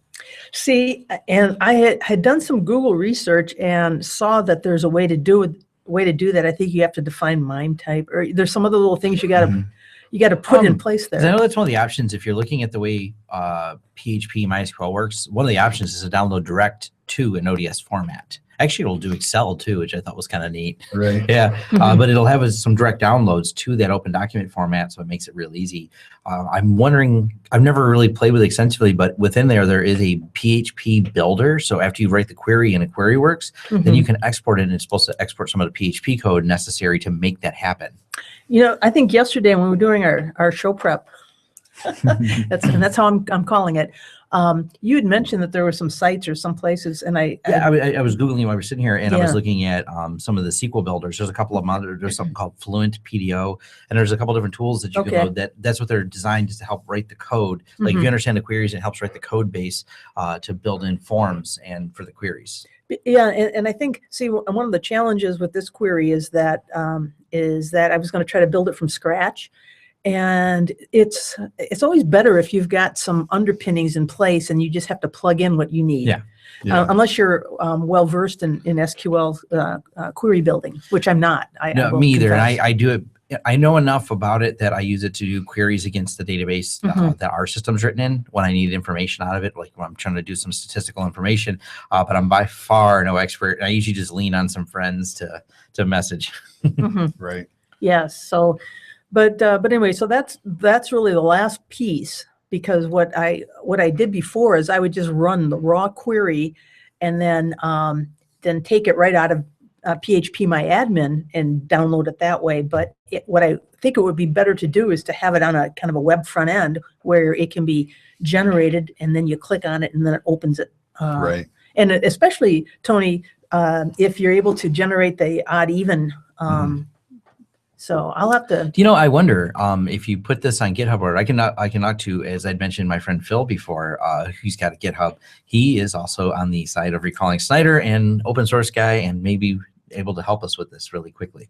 And the guy Yes. writes code like he's blazing fast. Oh. So this might be like, I can spend 5 minutes on that and make it all work. That'd be Yeah. awesome. Yeah. I'll ask him. Oh, please do. And explain that this is, that we've got this other piece in place, but this is the one I'm kind of quote unquote struggling with. I'm not struggling exactly. It's just a learning process. It's a learning process. Yeah. And So- I can. I'm gonna ask him how he is at that. I'm pretty sure he writes some of that stuff. So that might be pretty Yeah. cool. And I know he's also on the side of. He lives right here. Right. Yeah, Yeah. exactly. Cool. He's on the Yeah. side of the cause, so he's got more than one reason to do it. Yeah. Yeah. So that'd be great. That'd be great. Yeah, I'll reach out to him. Yeah, and then the other thing I wanted to mention too, because that's kind of the end of my fresh looks and these tools that I've been using, is that if you've kind of played a little bit with awk and SED, and you're looking to learn more, as I mentioned earlier, my friend Bruce Barnett, he's got a site called grimoire.com, and he goes into considerable detail. He works at General Electric. He's some kind of a scientist or something. Anyway, I know him because he's also into magic and that's magic awesome. and all that kind of stuff. So am I. But he goes into considerable detail about these two tools, as well as our regular expressions, grep, and a number of other things too. And apparently his SED tutorial is like the #1 tutorial on SED on Google. So. And it's That's funny is I cool. use some of those same tools, especially grep, when we're disinfecting WordPress sites. Grep is very, very handy. I love that Yeah. one of the people that had hacked a site, they didn't do much to the site other than a bunch of injection, but they used Windows to do it. So I just had to look for the extra carriage returns, the Windows carriage returns in there. Oh, and grep yeah. made it so easy. And like, oh, cool, I just grep form, I found the problem. Like just delete it. They found it, added these extensions. So it was really easy to do that. And what it would do is, because they added a series of JavaScripts. So what I would do is have to parse it, and they add it in the middle of a PHP file. So I would just go through and rip that little middle out and truncate it by the number of characters, and it fixed all the PHP files. Same thing, SED and awk, and it rips through it, and it was a fun little trial. And it was because these viruses are automated, it's not like someone actually stopped and wrote those. I had more than one site infected, so I always saved my scripts, and it was able to remove it from multiple places. Yeah. Oh yeah. And it's funny talking about that extra little carriage return and from in Windows. As I was checking into the file format for importing, they're talking about the /n /r, I believe it is, or some of these, the carriage return. Anyway, the bottom line is that in Windows there's like this extra character stuff at the end. And I think for the file that I was importing, I didn't have that because it was done purely in Linux, I guess. So anyway, but that I wanted to share that as fresh looks, just to show some of the open source tools and how they're being used to solve real world problems. That's very cool. Yeah. They really, and we're not really sysadmins. You know, Yeah, or and we're not coders. We're married, just but- we're just No. people who do this. You know what I mean? yeah. Mhm. But you know, I have a friend that he's been a Linux and Unix user for years and years, like 30 years, for a long time. And he said he remembers that over the last 20 years, he's had this one client, this return client, that they have this gigantic database. It's old, system that they will export it onto a tape backup, give it to him, and then he will import that in, run some commands against it, and then create reports off of it for them. So they do it like annual reporting, or maybe it's biannual. Tape backup. Yeah. Wow. I mean, like, from 20 years ago, from a long time, they've been. This has been his client that he's been doing this with, and he said that over the whole time that the amount he charges, because he has to buy the hardware to be able to receive the tape in, and then over the years they change different kind of tapes, so then he has to buy a new tape deck and stuff. So he says, so he charges so much each time he does it, but he says it's SMLR that he uses as the main tools to do the sorting and the printing, and he says over the last 20 years he's made $1 million off of this one client doing it. So just said knock and away you go. Yeah. There's a business model, Tony. Here's an odd one where even some of the Linux tools, and this is the only way we could do it. There is a proprietary bowling software developed in the 80s, and bowling alleys aren't as popular as they used to be. So they only work on specific old IDE hard drives. This is late 80s, early 90s, and that's what runs all the pin machines above there. And for every pin machine, there's a hard drive on there. There's no way to buy it. The company's long since out of business, and the hard drives are hard to find. But we're able to clone them using Linux because it's an unknown file system type. But we're able to use the DD in Linux because Windows actually, if they plug it in a Windows machine, when it tries to mount it, it actually screws up the partition and makes it unusable. Oh, geez. Just when Windows sees it, something it does messes it up. So actually, we have a bowling alley that we support by doing that, by using DD to clone the drives and doing raw cloning with Linux. We're able to support these bowling systems. The file, I can't remember the file system type, but it is readable by Linux. Oh, wow. Yeah, it's a really, I don't know what even language it's written in. It's not normal. Oh, because it's a proprietary embedded system for a bowling alley that runs on CGA monitors. So Really? the internals CGA. the internals is kind of neat. The hardware still works, but no, it's kind of neat when you can do things like that. It's Yeah, that is pretty I haven't cool. made $1 million off them, but bowling alleys don't have $1 million. Right. Not a business model to get into. I'm sorry. So anyway, but that concludes my fresh looks. That's really cool though. That's a neat look at all that. Yeah. Yes. Yeah. We'll see how far it gets, as far as whole I effort. said, this is why Microsoft wants Bash in there, because they want access to SED and awk. Yep. So now you can start using those tools on similar tools on Windows and not. But why having would them you? What do, run- yeah, but there are no Windows tools that do that type of thing? Not I native. don't There's know. nothing native. I'm not surprised, I And guess. it's been popular for a long time. I've known people who have done this. Even one of the backups, when I initially years ago, I designed a backup system for my clients before cloud backup was like it is now and more prevalent. I designed one that backed everything up to my office, and to use some of the tools, I loaded Cygwin on their back end in order to run the Linux tools that used OpenSSH and everything to sync it. So it's been kind of available. No one's bothered writing, or maybe they have, and I just never really looked for it, SED and awk as a binary compatible for Microsoft. Obviously they could, it's open source. You could just recompile it. They're just, streaming editors, but it's not really been available. Most people just load Cygwin and then load SED and awk. So I think that's why Microsoft realized there is a niche of people that do it. And that's why they want to bring the shell in there. Right. Yeah, and there are similar things, but it would have to be a full bash script that does, or not bash, but bat script or a PowerShell script that would do that. But you have to be proficient in it. It's not a quick 1 or 2 lines that'll do it all for you. Yeah, exactly. So. And it's just so well documented. There's a lot of support for it. I learned it back in the 90s. I mean, it's been around for a long time. That's when I started getting into using SED and awk. Cool. It's funny. I just got a text from the coordinator from the recall, one of them anyway, about that. They've got people signed up ready to verify. So Awesome. When's All training right. going to happen? I better get the rest of that stuff loaded. Right. I got Detroit loaded in there. Now I'll reach out to That's Frank a and half we'll a figure million. it out. Are you doing more than the Metro Detroit area? Like Oh, yeah. you're doing the whole state? Yeah, well, I'm going to do, yes, but I want to prioritize by, population centers, because I'd rather spend my time getting, say, for example, Grand Rapids loaded in, although I don't know if they'll get a lot of signatures out there, but get that loaded in than say, someplace in the UP. I love the UP though. That's the Upper Peninsula. All right. So anyway, but yeah, I'll get back to her and we'll get rolling with it. Very good, Mary. Okay. Anything else we want to cover on this I think we episode? got it. No, good episode. I Definitely. think so. It's not snowing. Yeah. It will. Yeah. April Fools. It's not summer. Yeah. I think our plants died. All right. All right. So we're coming to the end of the show. This has been episode 188. That's right. Fresh looks. Fresh looks. This is Tony. She said Hawk. Yeah, she said awesome. She said Hawk. There you This is Tony Bemis. go. Tom Lawrence. Mary Tomich. See you next time. You've been listening to the Sunday Morning Linux Review. If you would like more information about this or other shows, go to smlr.us. Feel free to send comments to show@smlr.us or give us a call at 734-258-7009. I'm John Miller.